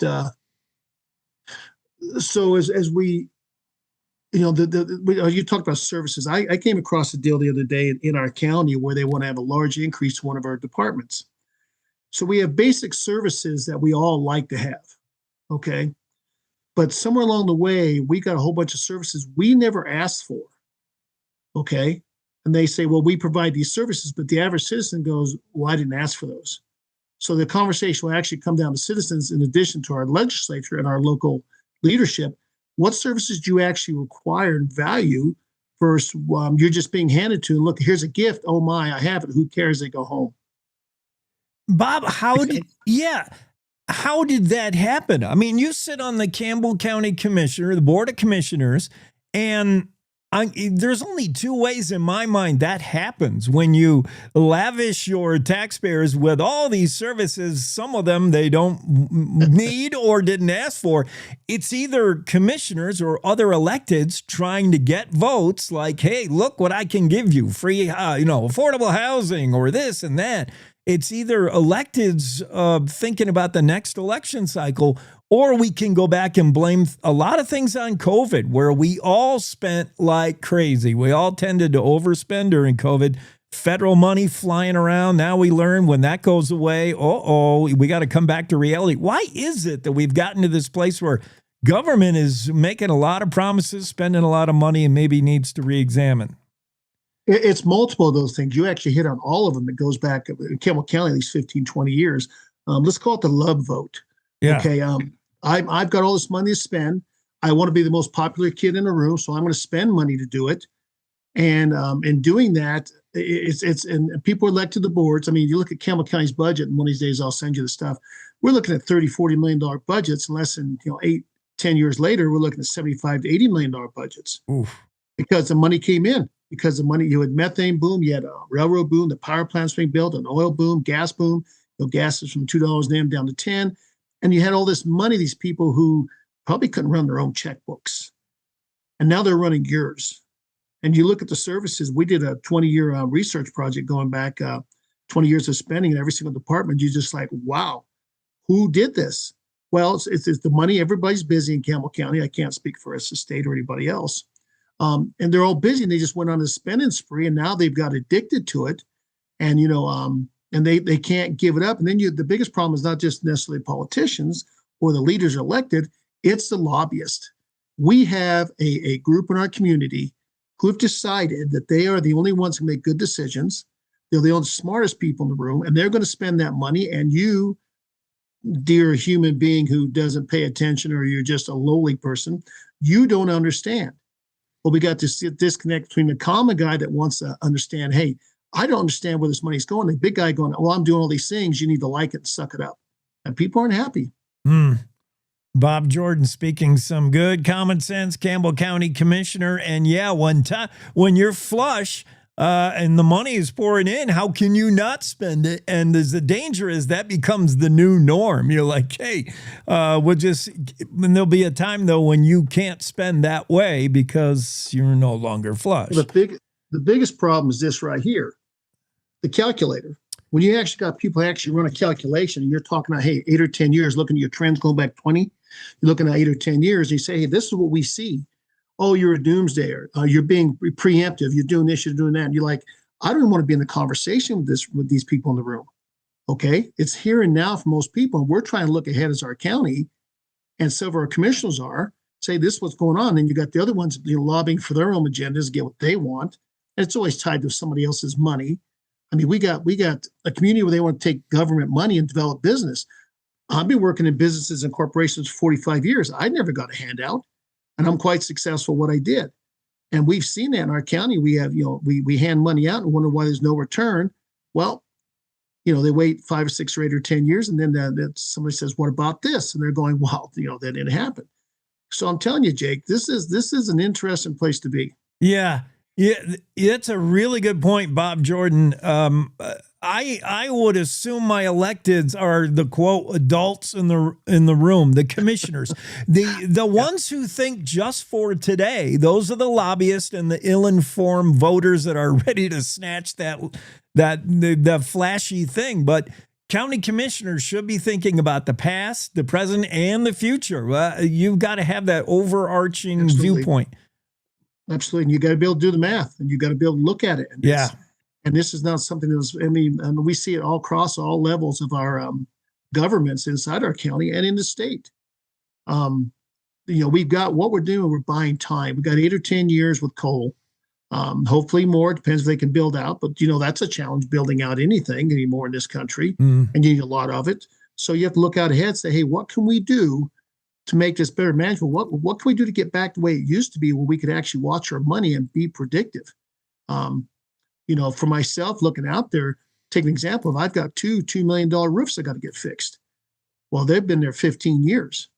So how do we fix these projects? They're building new stuff. How do we get this stuff fixed? There's $30 or $40 million repairs in Campbell County alone. I've only got 3 years and 21 more days in this term. So I've got a lot of work to do. Yes, you do. So one last thing, Bob, my final question is, what is unique to Campbell County? We got 23 counties in the state. They're all dealing with their own version of tax and spend. And do we spend too much? What do we do with property tax? What is Campbell County particularly? What are you up against? What are your challenges that are unique to your county? Well, when the boom was here 15, 20 years ago, those same residual people are still here trying to live the good old days. Yeah. It's the guy that gets the football jacket and he's 18, he's still wearing when he's 65. We still have that going in Campbell County with the wall. What, Jake? Did I cross boundaries? Did I cross boundaries here? That's what goes on. And it's a challenge for those individuals like myself saying, hey, we see the picture now, and we also look out there 10, 15 years. And we look at Casper budgets, we look at Cheyenne budgets, we do deep dive. We realize what they're trying to go through because they're at the top of their taxation. They're at 12 mil. So now they've, how do you stimulate our economy? How do you take money from this entity to that entity? Do we overbuild? And, it's a challenge that we see, and we're working on it, and we're going to keep communicating. And believe you me, it's you get a whole new slew of friends. Yeah. When you begin to discuss this, and I'm a sensitive person, you know that by now, right? Well, there'll be some tough love required of whether it's council, commissioners, legislators. Yeah, and it may not be a message you want to hear, but taxpayers have to understand the best interests in mind from long viewpoints like Bob Jordan. And yeah. Hey, Jake. Bob, we're going to have you on again soon, yeah? Yes, you betcha. Probably in a couple weeks, okay? I'm ready. Absolutely. Me too. Thanks a lot, Jake. You bring good sense to the room. Thank you. Have a great weekend. Thanks very much. And you too, Jake. Thanks. That's Bob Jordan, Campbell County Board of Commissioners, talking property tax. And whenever you talk tax, you can't just talk tax. You got to talk about spending, and it starts to get to the basics of government. That is the soul of the need for government, is to take care of the people, and with whose money you spending it on. Bob Jordan on the show, the Cowboy State Daily. We're up to the top of the hour. Our radio affiliates taking their news break now. We'll go with them, and we'll all reconvene 6 minutes from now on the Cowboy State Daily Show with Jake. It's time to take a look at what's happening around Wyoming. From the Cowboy State Daily News Center, I'm Mac Watson. Despite being early December, most Wyoming anglers are still fishing open water due to warm weather. Cowboy State Daily's Mark Hines reports that it may not be until the beginning of the year until ice fishing season begins. The simple fact, it just hasn't gotten cold enough and stayed cold enough long enough to produce that really lock in the lake with that good thick ice that's suitable for ice fishing. I talked to Don Day. It's probably going to be the better part of a month before things really start freezing up and locking up hard to where people can go ice fishing en masse. It's coming. You just have to be patient. Tony Valdez, owner of the Buckboard Marina on the western side of Flaming Gorge Reservoir in Wyoming, tells Cowboy State Daily that relatively warm and windy weather is forecasted for about the next 10 days, and that makes it highly unlikely that the reservoir will ice up during that time frame. When Montana photographer Beth Moose heard elk were stuck in an icy lake, she grabbed her camera and raced to record the scene. Cowboy State Daily's Andrew Rossi reports that what Beth captured was an incredible helicopter rescue. The elk had been stuck in there since the morning. She got there about 3:30 in the afternoon, and 20 minutes after she got there, a helicopter showed up to kind of haze and guide the elk towards shore. It's kind of a motivational device, if you will.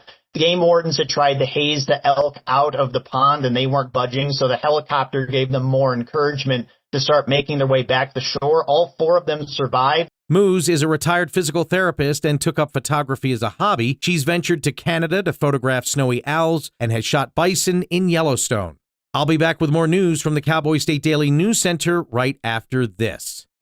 Hey, Wyoming, ready for news that actually feels like Wyoming? Tune into Cowboy State Daily Radio with heart, humor, and a little Western kick. From ranch roads to mountain peaks, if it's happening here, you'll hear it here. No fluff, no filter, just the real deal. Real voices, real stories, real Wyoming. If it's happening here, you'll hear it here. Cowboy State Daily Radio, Wyoming's news, just the real deal. 100% homegrown. The weather's turning oh so frightful this time of year, but those excavation projects, they will persevere. I'm Jan Warren for One Call of Wyoming, here to remind you that no matter how big or how small your digging project is, contacting 811 2 full business days before you begin is required by state law. So stay safe unwrapping presents, not utility lines. From all of us at One Call of Wyoming, happy holidays. Cowboy State Daily News continues now. A 21-acre Jackson estate has hit the market for a little under $40 million. Cowboy State Daily's Renee Jean reports that this piece of property offers private Snake River frontage, as well as winding creeks full of trout. You see the pictures, you just can't believe that it even exists. It looks like a fairy tale land. It's got a very cinematic view. The home, built in 1997, is almost 6,000 square feet and has Montana moss rock fireplaces, birch bark cabinetry, reclaimed wood floors, and custom ironwork. The property is surrounded by 300-plus acres of landlocked BLM land. The National Finals Rodeo in Las Vegas is happening this week. Cowboy State Daily's Jackie Dorothy reports that Wyoming is well represented with two cowboys named Brody. So our two Brodies are Brody Wells of Powell and Brody Kress of Hillsdale. And they got into rodeo because they're Wyoming cowboys. They live in our great state. They're celebrating our Wyoming heritage. And what is so exciting about Wyoming is that we actually are the only state with our own state-sponsored rodeo team. Once you get on Team Wyoming, you know you've made it to the big time. Both of these cowboys are saddle bronc riders, and they've been training and in the sport since they were teenagers. Also joining the Brodies at the National Finals Rodeo is Meeteetse bullfighter Dustin Tuckness, who's been invited an unprecedented 17 times. Areas in the Snowy Range in Albany County received over 75 inches of snow in 40 hours over the weekend. Cowboy State Daily's Andrew Rossi reports the wet, heavy snow has boosted the snowpack in Wyoming's southern mountains by more than 30%. The snowstorm over the last weekend was great for the mountains, particularly in southern Wyoming. There was 1.5 feet or so that fell in Centennial over that period. So that makes up for some of the deficit that we had in November. It was warmer and drier than normal in November. One monitoring station on the west side of the Snowy Range recorded 75 inches over 40 hours. And that's today's news. Get your free digital subscription to Wyoming's only statewide newspaper by hitting the daily newsletter button at cowboystatedaily.com. I'm Mac Watson for Cowboy State Daily.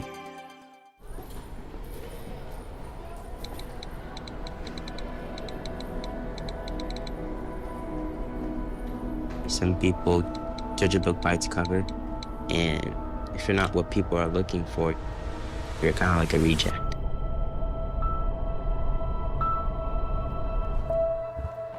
At school, it feels like everyone's staring at me and I'm just kind of not really a person.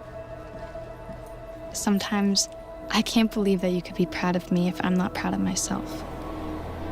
It just was hard today. Nobody was listening to me. Think of our best times together. Let's do more of that. Try to understand me more, and I'll try to do the same. Listening is a form of love. Find ways to support your kids at sounditouttogether.org.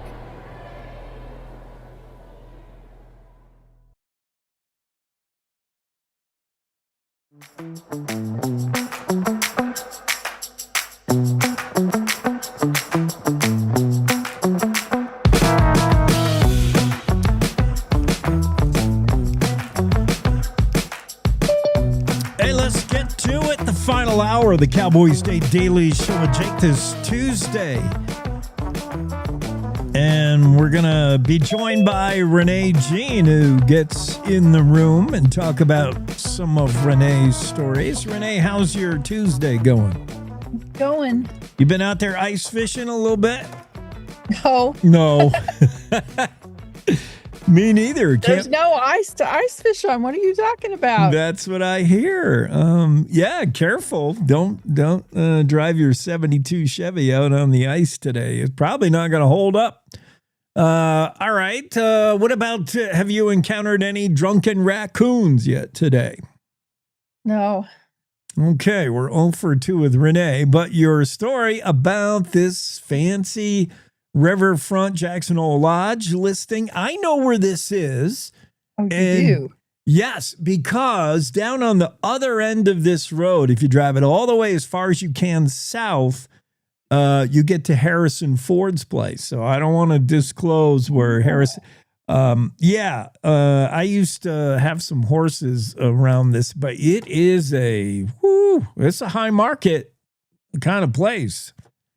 High end. I don't know anybody who wouldn't love to own this if they just had $39.5 million laying around. Yes. That's it's a little bit. It's a beautiful place, especially if you're a fly fisherman. You're right on the Snake River. Yeah.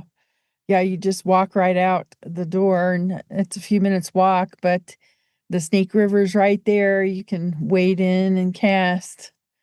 It's incredible. My favorite picture isn't actually in this grouping that they picked for the story, but it shows how the river cuts up the land and makes like this green lacy pattern. Oh, Beautiful. It's very cinematic. yeah, and the river, it's a good example of why it was once called the Mad River, now called the Snake, obviously, but it was called the Mad River in the day because of the different braids and channels the river would use every spring. It'd be different. Like every spring, if you encounter a different river, you'd be like, what? Now I got to cross this. Like it takes on all, and especially just upriver, there's a lot of man-made manipulation going on because they've done bridge work. So they're purposely moving the river over here. It's that section of the Snake is crazy where it goes and wants to go. That's interesting history there, Jake. There you go. Just dropping that knowledge on you. And the fact that this house, you would be sort of the neighbor of Harrison Ford because I remember one time I used to get calls from the sheriff saying your horses are out again. They'd be running down the road, this same road. I'm like, oh, geez. I get a call one time late at night. It's from the sheriff. I'm like, don't tell me the horse. He's like, no, actually, it's somebody else's stock that's loose. Harrison Ford's sheep are running all down the road. Can you help us get them together? And I went and saddled my horse. And Harrison Ford has sheep? Back then he did. This was 15 years ago. Something like that. Yeah, he did. He was running sheep. I mean, I don't know that he was shepherding them, but he had people that, his sheep were out. Yeah. That crazy stuff. And 39.5 million. These numbers don't even, I'm numb to these numbers anymore. Is that a lot? Kind of, but I don't know. I think it speaks to the very coveted nature of this particular location. I mean, not only do you have the Snake River, but you've got the Eli Spring Creek. There's multiple fishing spots. There's even a spot on the map that's called Trout Haven. It's just a angler's paradise there. And then you've got all the wildlife. There's a spot where the elk like to come and congregate and eat. There's a little pond where bull moose likes to come and skinny dip. And you got these big picture windows where you can watch it all from the comfort of your beautiful hand-hewn log home. Listen to you. Latham Jenkins is ready to hire you over at Live Water Properties. Man. I'm just telling you what the picture shows. Oh yeah. I know you told it like a real estate agent or like a journalist who's really good at sharing with us the view. You have a gift, Renee. Boy, these history groups, have they finally figured it out? What a spat, what a feud. I don't even know why or how this thing got started. I sort of do, but it just seems like silliness. They can't play in the sandbox together. Do we have a new path forward with these influential history organizations? Yeah, so they're being very positive about the future. The future's looking bright, they say. I think they've kind of all signed non-disclosure agreements and agreed to say nothing negative about each other going forward. But it's pretty clear that the split is final. Wyoming Historical Foundation, wyohistory.org are going to walk into the sunset together. Wyo Historical Society, meanwhile, appears to be kind of on its own. I looked back and, the state has cut ties with Wyoming Historical Society on a couple of big things, the Wyoming Annals being one of them. They're going to take that in-house now. And they also decided, Wyo State Parks and Cultural Resources informed Wyoming Historical Society that the American Heritage Center would not be partnering with them anymore on Wyoming History Day, which was one of their big events. So they stepped aside on that. And basically that has been taken over by a different group now. Yeah. We'll wait and see what happens with Wyoming Historical Society. They booted out all of their chapters in June, told them to all go and be independent. Many of them said, darn tootin', we will. We don't need you. Already there right now. Yeah, we don't need you anymore. And like Platte County, for example, revised their bylaws and to say that they're no longer affiliated with Wyoming Historical Society at all. They will not be paying dues anymore. I think that's a big monetary hit in some ways. You know, the Platte County alone was like $3,000. I think I computed it on average, probably around $30,000 coming from these chapters across the state that, you know, no longer is. And then they've lost the annals. That's another hit. Yeah. I don't even know where, you know, they won't talk about the money. So we don't know a lot about the money. I did ask, but. Well, hopefully the infighting over the history groups is now history. We can put it in the rearview mirror behind us. Let's go back to real estate. I had Dominic on the other day. We were talking about Sleepy Hollow, that really ooh la la town in Wyoming that makes Jackson Hole look like you're slumming it. Sleepy Hollow, where is it? Well, Realtor.com said that it's near Laramie, but there's no such place near Laramie. When you follow their link, it goes to Gillette. So I think that I don't know if that's caused by AI or somebody just made a mistake. I don't know. But that's kind of the take on it that I have is, you know, we've just got this huge degradation in information space out there because when you use AI queries, it blends everything in the internet together and gives you kind of a random prediction of what's true. And so, you know, a lot of times it's wrong. It's just flat out wrong. Senator Ogden Driscoll, you know, queried himself and found out that he lost his election. Representative Singy did the same and found out that he was married with 2 kids. He hadn't known that before. Tyler Lindholm did it and found out that he didn't actually run for the 2020 election. I mean, this to me, this is just rife with errors. And that is now clogging up.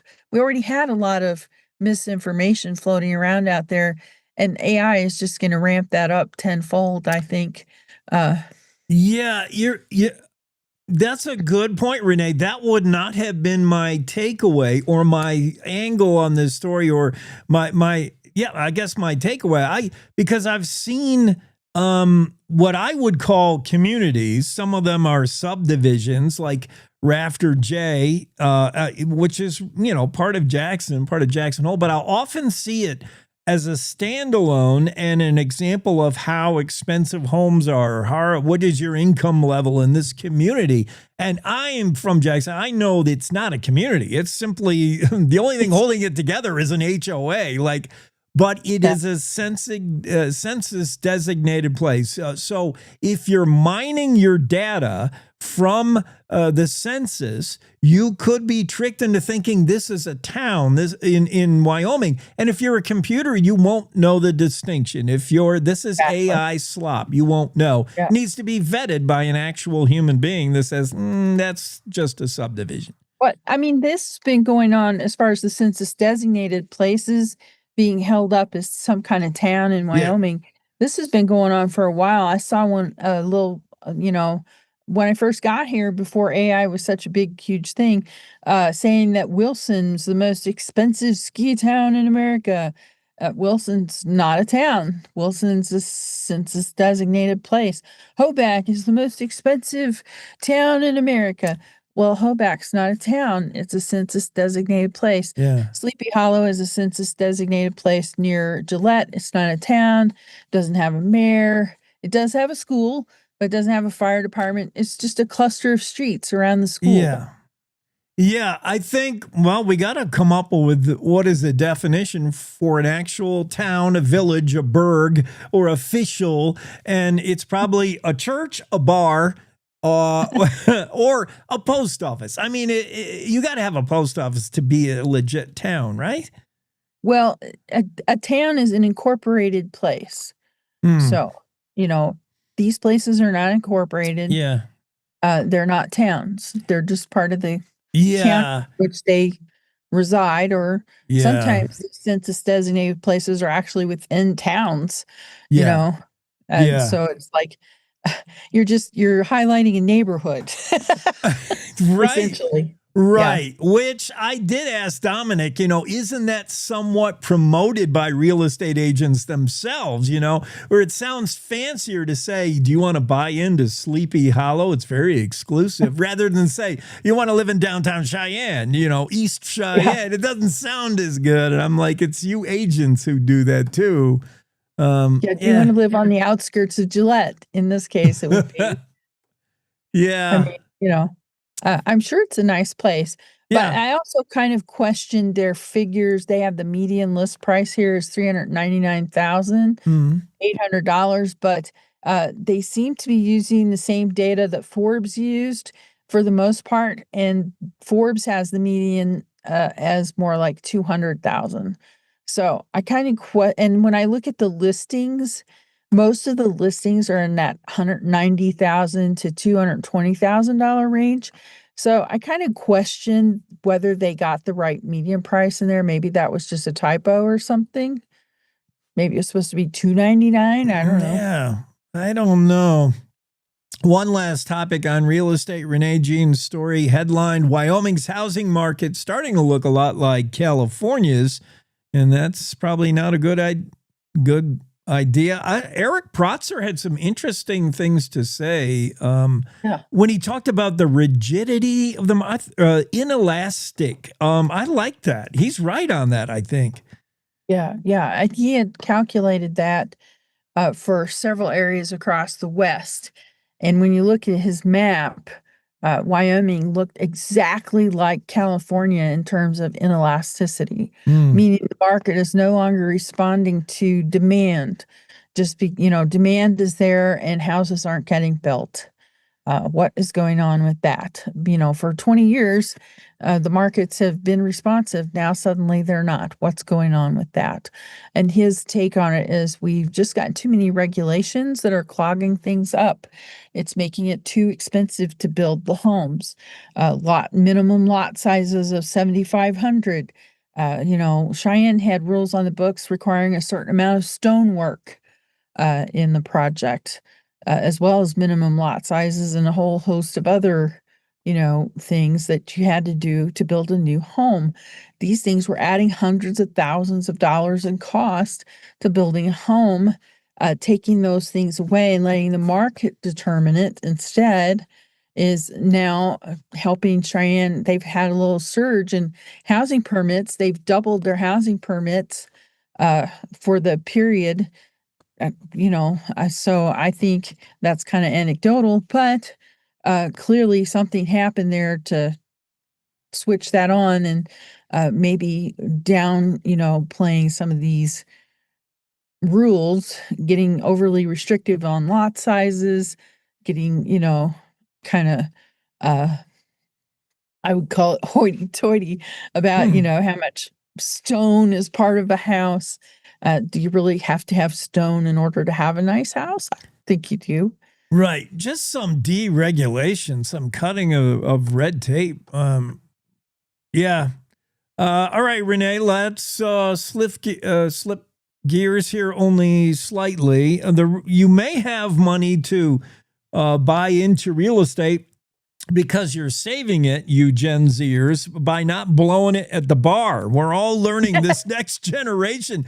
They don't go out like, what happened to these kids today? They're not going out and drinking beer in the bar. Frontier Brewing Company in Casper is the latest casualty to the trend. Outlaw Saloon as well, shuttered.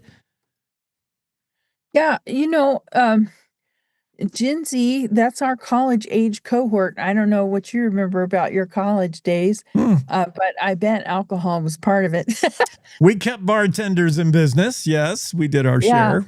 Yeah, but Gen Z is different. They are not going out to bars and spending a lot of money drinking beers, wine, whiskey. Instead, they are looking for what I call them beverages with benefits. And I'm seeing these all over the place now. They're in Sprouts, for example, they have a whole section devoted to beverages that have things that increase your alertness, like and your mental focus, like ashwagandha root and reishi mushrooms and lion's mane and just all these different things that you can get in your drinks to do one thing or another. Maybe your problem is you don't relax well at night. So there's another drink with magnesium and lemon balm and valerian and, things that are designed to try to help you sleep. There are even some drinks, I'm not sure they're legal in Wyoming. They have that cannabis oil in them in an acidic formulation. I think that some of that can be converted to things that are not legal. I'll just leave it at that. Drinks with benefit. I never thought of that, but there is a proposed beverage to help you with nearly everything. In our day, it was Coors Light and a Fireball. Today, it's Lion's Mane. I didn't know I needed that. Smart, there's smart water with all those vitamins in it. Just different drinks with benefits. I keep looking for the perfect drink with benefit. Maybe it's just a sparkling water with a twist of lime. That's just too simple to be believed, Renee, if you listen to the marketers. You look at how much money these drinks cost. I know. They're like $3 a pop. I'm like, good gosh, what is in these? Am I drinking gold? We're solving the world's problems one drink at a time, and it's not the old-fashioned cocktail at the bar. It's different kind of drinking age. Gen Z, come on, get with it. Maybe I'll buy a Soda Stream and save $300 a year on drink. One last thing, Wyoming's Brush Creek Ranch. Yeah, Brush Creek Ranch is fancy, and they have a fancy chef that can keep up with that kind of resort? Yeah, well, so they've hired a new chef, and this chef comes to us from Colorado, where he was the executive chef at the only place in the state that had two Michelin keys. Now, the Michelin keys are a pretty big deal. They're kind of work like the Michelin star, except they're for resort type places that have food, but you can't just go there and reserve a table for lunch or dinner. You have to be staying there. And so they came up with these keys in order to recognize places like that. And the keys are about more than just food. They are also about service, and all the other things the resort provides. But food is a very, very big component. And so this guy, Nick Passari, he oversaw the food there at Colorado's only two Michelin key resort. I would imagine, I would, as you describe it, I'm thinking a key is a bigger deal than star, because stars, you don't necessarily need rave reviews if you're cooking for your captive audience. You have captive guests. They're going to come and eat at your restaurant on a ranch, let's say, when you're not open to the public. So what is the motivation to make the world's greatest lobster tail or steak? They're going to come anyway. The key is an indication you are trying to make it a next level dining experience, and you don't have to necessarily. Yeah. And so, he was pretty Syrah about it when I asked him if he was going to bring keys to Brush Creek Ranch. Yeah. If it happens, it happens kind of thing. The food will speak for me. He's already done this in Colorado. So, obviously he knows what to do. And so I wouldn't be surprised if we don't see that happen. I think we probably will. To me, what's interesting, though, for people in Wyoming is, up until now, it's pretty much Jackson Hole. If you want world-class cuisine, Jackson has three, I think is it 3 or 2? I think it's a 3 Michelin key in Jackson. I forget the name of it. And then Jackson Hole Hotel, they have a 2 key or 1 key. I can't remember how many keys it is now. I'd have to look at the story. But I mean, my point is they're all in Jackson Hole, right? Yeah. So, by Brush Creek Ranch, vying for this, that can kind of shift some weight across the state a little bit. You don't just have to go to Jackson Hole to get this world-class experience. You can go to Brush Creek Ranch and kind of get the same thing. And then I would call out too, Le Rev in Sheridan. They were James Beard nominated as one of the 30 best new restaurants in the country right there in Sheridan. James Beard didn't even pick 50. So, 20 states got left out. Wyoming was one of the states that was on the list. And so, there's another one where something world-class is happening in a different community of Wyoming besides Jackson Hole. I was going to bring up Le Rev. I remember your story on them. And yes, they are, yeah, lots of stars, lots of keys, whatever it is. They are right up there with Jackson. And now maybe Brush Creek, Cody, you imagine that something's coming there. Yeah. I still have to get you the info for the head chef, the executive chef at Hotel Jackson, who you mentioned. She's name value. She's on a TV show that's coming up. Yeah, you were going to send me that. Yeah, you got to talk to her. She's a rising star, is a star, whatever. She's a big deal. Okay. All right, I will do that. Renee, thank you so much. All right, see you later. Yeah, have a great Tuesday. That's Renee Jean, Cowboy State Daily, and yeah, we're hobnobbing with the fancy, whether it's fine dining or a $40 million home listing in Jackson. That's how we roll on this show. We got to take a break and make some more money right after this. Welcome to The Jake Show on Cowboy State Daily, Wyoming's daily dose of raw, unfiltered, and occasionally uncomfortable truth. I don't do talking points. I do reality. No spin, no fluff, just Jake. Local issues, national nonsense, and zero BS. It's truth, sarcasm, and grit, shaken, not stirred. I just call it like I see it, and I see a lot of Let's just say I see a lot. From the capital to the county fair, if it matters to Wyoming, Jake's got something to say, and he's not asking permission. The West was built by people who weren't afraid to speak up. I'm just keeping the tradition alive. The Jake Show, weekdays on CowboyStateDaily.com and wherever you get your dose of reality. Not for the easily rattled, perfect for everyone else. This is the Cowboy State Daily Radio Network. Nestled between Casper Mountain and the North Platte River, you'll find the heart of Wyoming. With a bustling downtown centered around our outdoor haven, Casper is for adventurers, freedom seekers, and rule breakers who find beauty off the beaten path. So if touchable history, a vibrant community, and uninterrupted outdoor recreation define your travel itinerary, allow us to welcome you to the one and only Casper, Wyoming. Plan your trip at visitcasper.com. Oh, right. Look at you taking the stairs. Who are you? We're your lungs. We are proud of you for quitting smoking, but you still may be at risk for lung cancer. A routine cancer scan can detect it early when it's more curable. Good to know.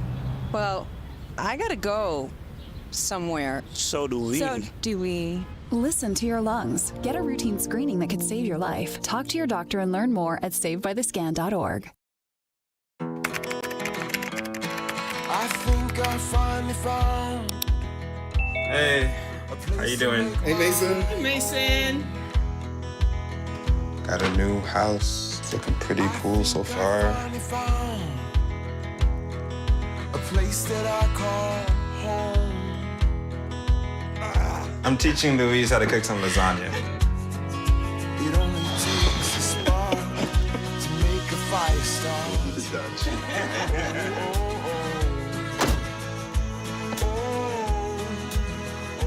Thank you. Study, please.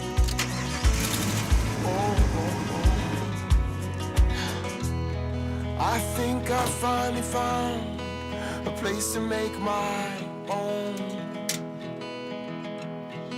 A place that I call home. This place that I call home.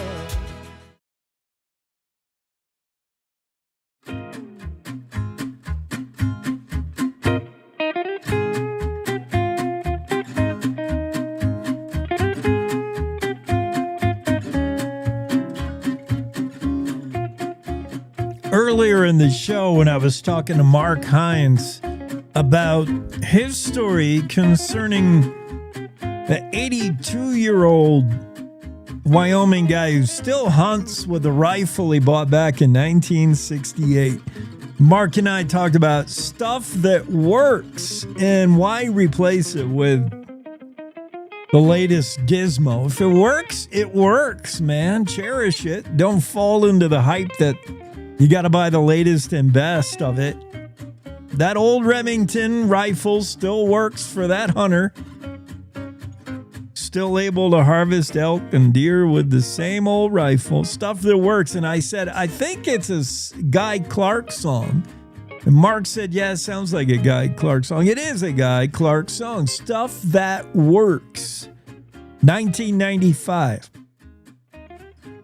And a line in it, in the lyrics, stuff that works, stuff that holds up, the kind of stuff you don't hang on the wall, stuff that's real, stuff you feel, the kind of stuff you reach for when you fall. Good words to live by from Guy Clark. I'm still marveling at the 15 minutes of fame for this drunk raccoon in Virginia. Oh, man. The Virginia Alcoholic Beverage Control Authority, known as the ABC, has now launched 3 raccoon-inspired cocktails after this masked bandits escapade. The drunk raccoon, who Hanover County Animal Protection and Shelter has a photo of this raccoon flat out face down on Facebook. I'll share it with you if you're following us on, if you're watching the show on YouTube or Facebook or X. That's the raccoon in the bathroom after he had knocked down a whole bunch of, he broke into a liquor store, as only raccoons can do. They're always getting into something. And he's in the liquor store and he trashes it. He knocks a bunch of bottles off the shelf and they fall on the floor and break. And then there's a whole bunch of whatever, vodka, bourbon. I don't know what a raccoon's tastes are, but this raccoon obviously lapped up enough that he finds himself face down in the bathroom. We've all been there, done that, right? Many a Sunday morning where, if for the grace of God would be I, this raccoon is boink. And it's gone viral. If you've not heard of it yet, you must be living under a rock, although Jen Coker had not heard of the drunk raccoon that inspired a Saturday Night Live bit, a skit. The drunk raccoon itself appeared on the fake news for Saturday Night Live. One of the cast characters, one of the cast members played a drunk raccoon.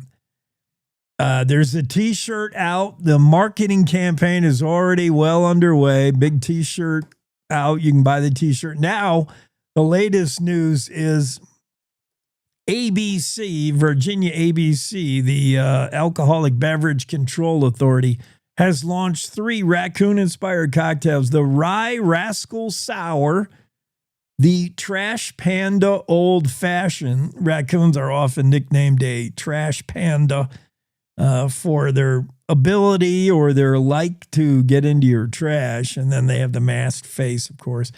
Or you can look for the Midnight Masked Gin Fizz. The rescue shelter has raised $100,000, by the way, selling Trash Panda merchandise. That's goes back to the T-shirt. So everybody seems to be capitalizing on this, whether you're a late night entertainment TV show or whether you're the shelter sobering up this trashed raccoon. And they've raised $100,000 on Trashed Panda merch, including the T-shirt, the ball cap, and everything else. Following the fun-loving mammal that I don't know what is I think the raccoon is fine. They're having a lot of fun with it in Virginia. I believe the raccoon is, if you're one of those animal activists worried about the raccoon, I believe it is okay. I have to go all the way to the bottom of this story, but yeah, from everything I hear, the panda's okay, sobered up now, and hopefully learned a lesson, but you never know. Other than Gen Z, some of us have had a hard time learning that lesson. Maybe haven't learned it yet. But as Renee and I just discussed, Gen Z doesn't drink at the bar. You'd never see Gen Z passed out like a drunken raccoon. For the most part, this new generation does not go out to the bars. Outlaw Saloon closed, had their final night not long ago in Cheyenne, and now we're hearing, and I saw some people worried on Facebook. They were posting, well, I hope it doesn't become a shopping mall, or I hope it doesn't become a blank. We're hearing already that due to foreclosure, we found the Outlaw Saloon was deep in debt, owed over $1 million to the bank. The bank finally foreclosed, thus the end of the Outlaw Saloon. The bank has announced that there's already a plan, a buyer, a path forward for the Outlaw, and it's going to become a community center, which sounds like, well, the best possible outcome. The place already is well suited. It's huge, square footage wise. Outlaw Saloon's gigantic.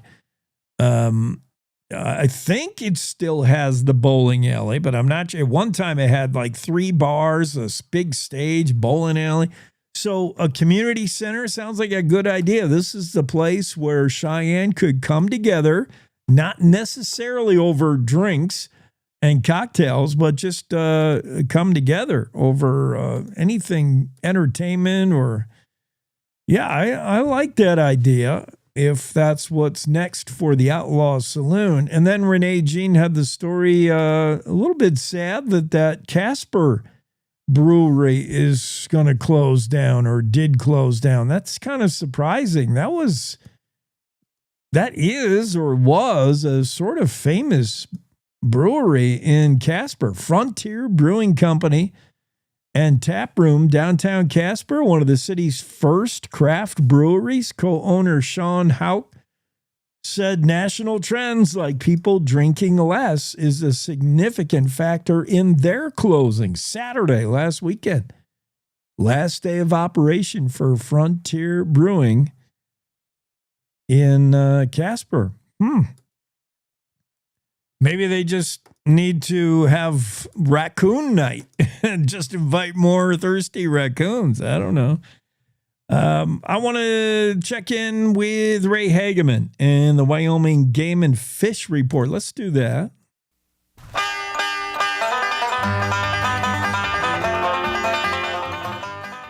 6 perfect gifts for the sportsman in your life this holiday season. I'm Ray Hageman. This is the Wyoming Outdoorsman. Stay tuned. The Wyoming Game and Fish has the answer to the age-old question of what to give friends and family. Here's some suggestions. A Wyoming Wildlife Conservation license plate. It features the fastest land mammal in North America, the pronghorn. The initial price of the plate is $180. $150 of that goes to the Wildlife Conservation Fund to help fund overpasses, underpasses, fencing, and signage to prevent vehicle-animal collisions.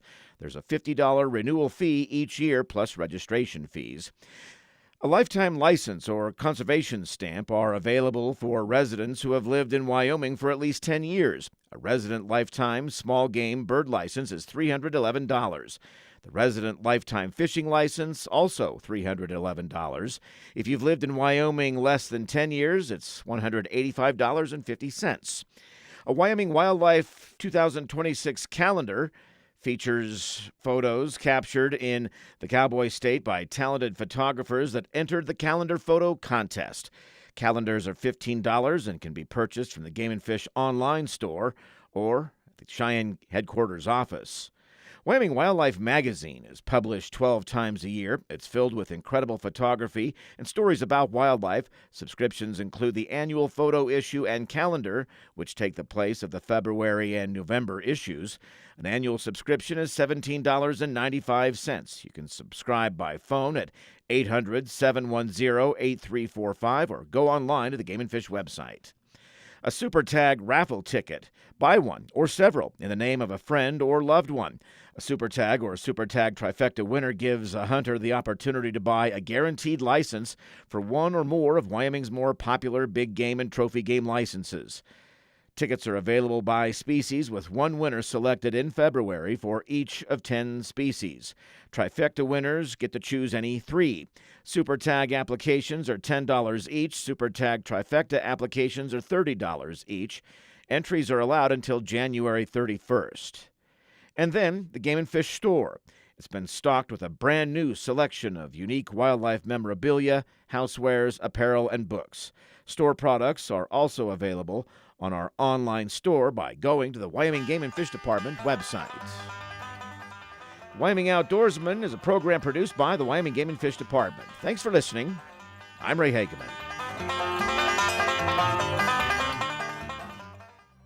Cowboy State Daily is all about Wyoming. All it takes is one visit, cowboystatedaily.com. Yeah, some good ideas for Christmas giving from Wyoming Game & Fish, and I encourage you to buy any of those 7 ideas for gifts. All the money, obviously all the proceeds from Game & Fish go to support your state game and fish. If you really care about wildlife, that's a great way to cast your vote. I'll give you some other Christmas gift ideas, especially for that hard-to-buy-for tweener, 13, 14-year-old. Yeah, we'll do that after this final break. Oh, look, another national expert explaining Wyoming.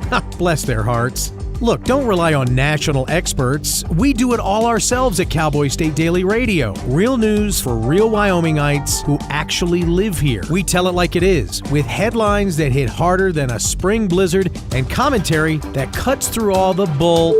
Cowboy State Daily Radio. It's Wyoming news. No filter, no fluff, no kidding. You're listening to the Cowboy State Daily Radio Network. Wyoming is a place of unlimited potential, a place that inspires us to dream. Since 2014, Wyo Lotto has given back over $180 million to our great state through transfers, winnings, commissions, and more. Dollars that have gone directly into your cities, towns, and counties. Dollars that have changed lives and set dreams in motion. Thank you, Wyoming, for a legendary 10 years. We can't wait to dream up what's next.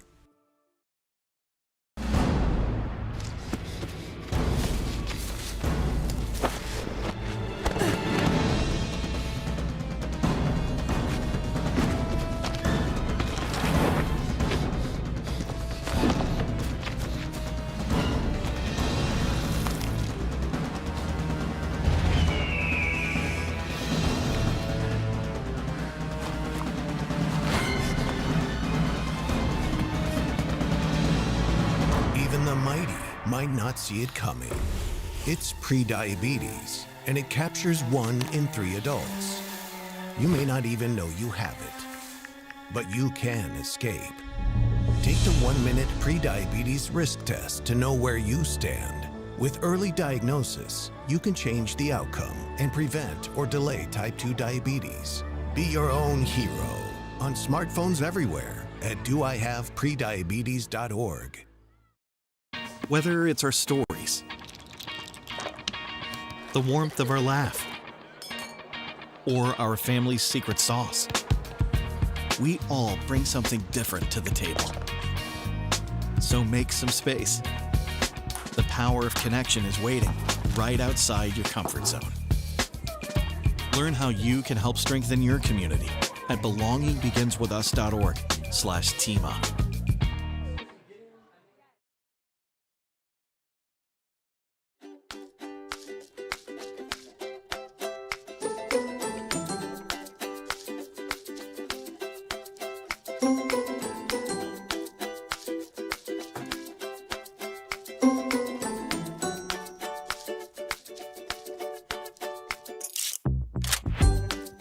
Well, they might be the hardest group to buy for, the toughest demographic to buy for when it comes to Christmas. Tweens and teens, they're so picky. You know what used to work when she was 10 years old, when he was that cute 9-year-old, that doesn't work anymore when they're 13, 14, 15. They're hard to buy for then. Clothes, forget it. Don't even. Because you don't know what's the fashion. It's tough. So what do you do? What do today's tweens and teens want? I'm reading one story from Yahoo Life, and they did poll a whole bunch of 14-year-olds. They found a whole room full of them. They said, what is it you want? What do you hope Santa brings you for Christmas? You know what they want? Your typical 13-year-old, 14-year-old. They want e-bikes, all of them. E-bikes. All right, well, you better save your money. Those things aren't cheap. Almost all of them, middle schoolers up to, the first grade or two of high school, they want e-bikes. That's how they get around. Prior to, getting a set of keys for their first vehicle, the e-bike is your mobility. And the e-bike is just a glow up of yesterday's bike. Think Stranger Things, where we all hopped on our banana seat Stingrays. And that's how we got around, man. That's how we went over to our friend's house, and that was the mode of transport. Well, today, it's practically a motorcycle, these e-bikes. They do like 30 miles an hour, and the battery lasts for e-bikes are mobility for your 13, 14-year-olds. That's what they want. You know what else they want is these high-end fancy gaming PCs. We're not talking about yesterday's Atari. We're not even talking about Xbox necessarily, or what's Xbox rival? I'm drawing a blank. I don't know what these kids are doing today. Xbox and the other one that they're all playing games at. I'm even like high-end gaming PCs, where they're playing Fortnite and whatever else. That's on the list of many tweens and teens, like your $900 gaming PC. And one last thing the kids all want this Christmas. Well, two last things. One, lip tint. I have no idea what that is. I finally am stumped.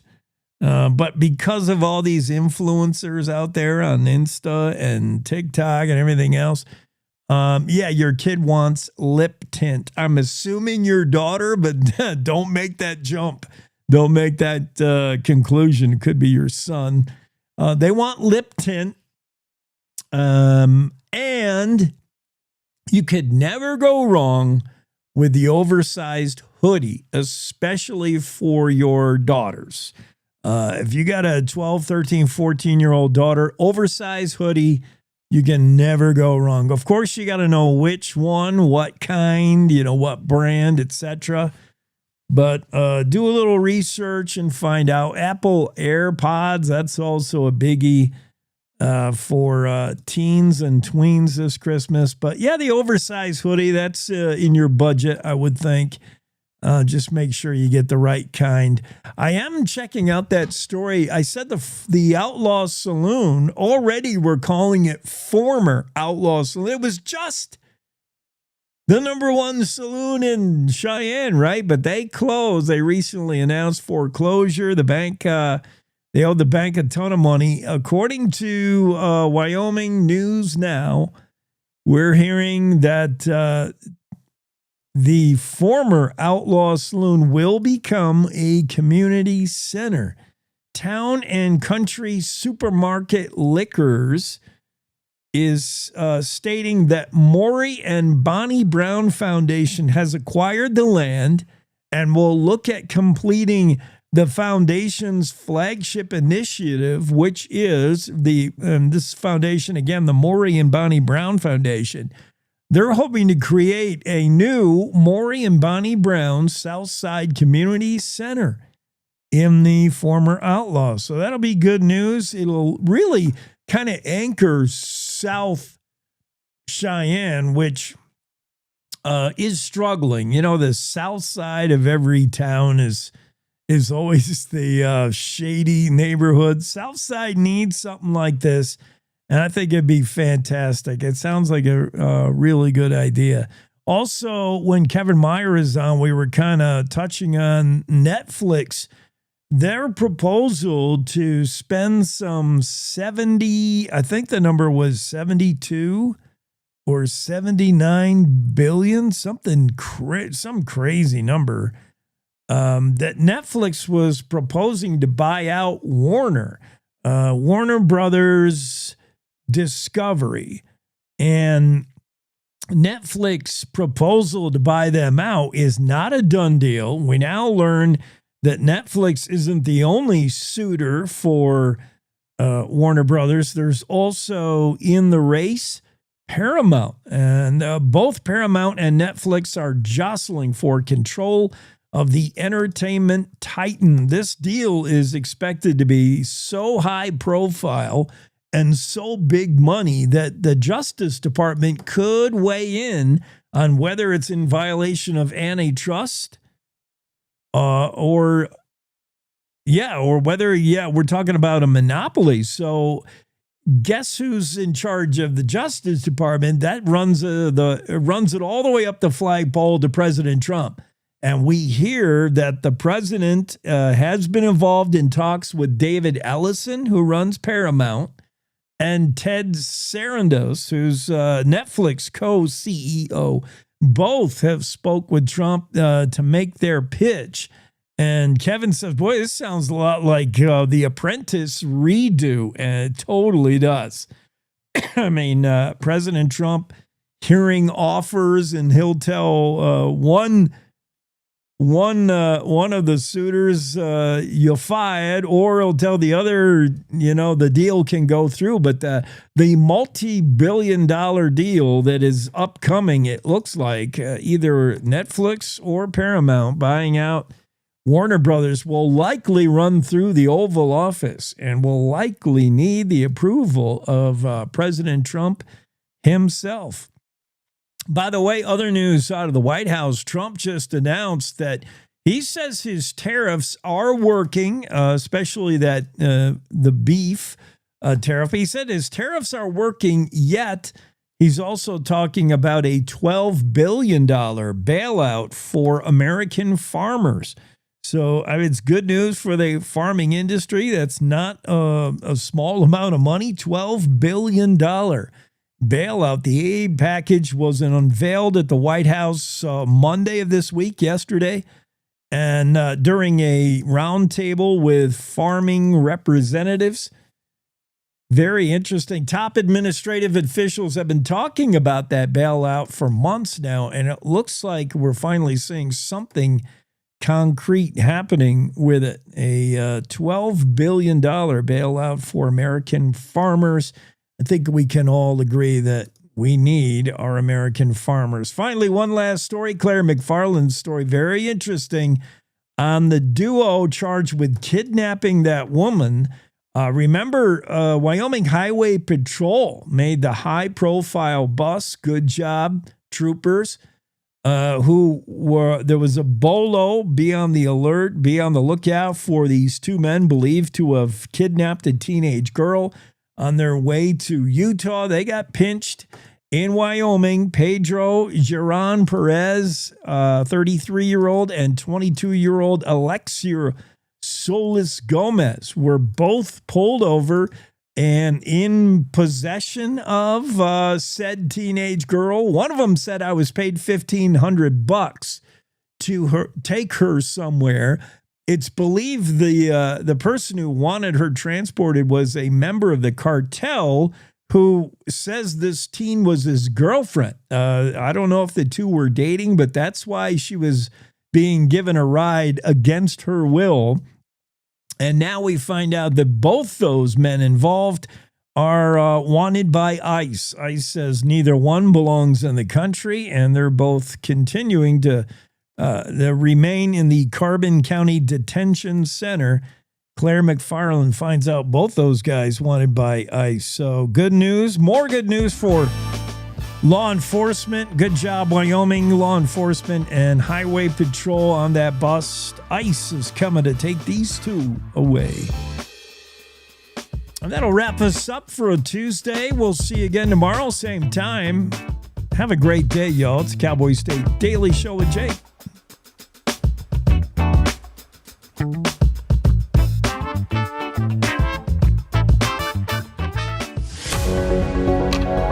Good morning. This is the Cowboy State Daily Morning Show with Jake. The new way Wyoming wakes up.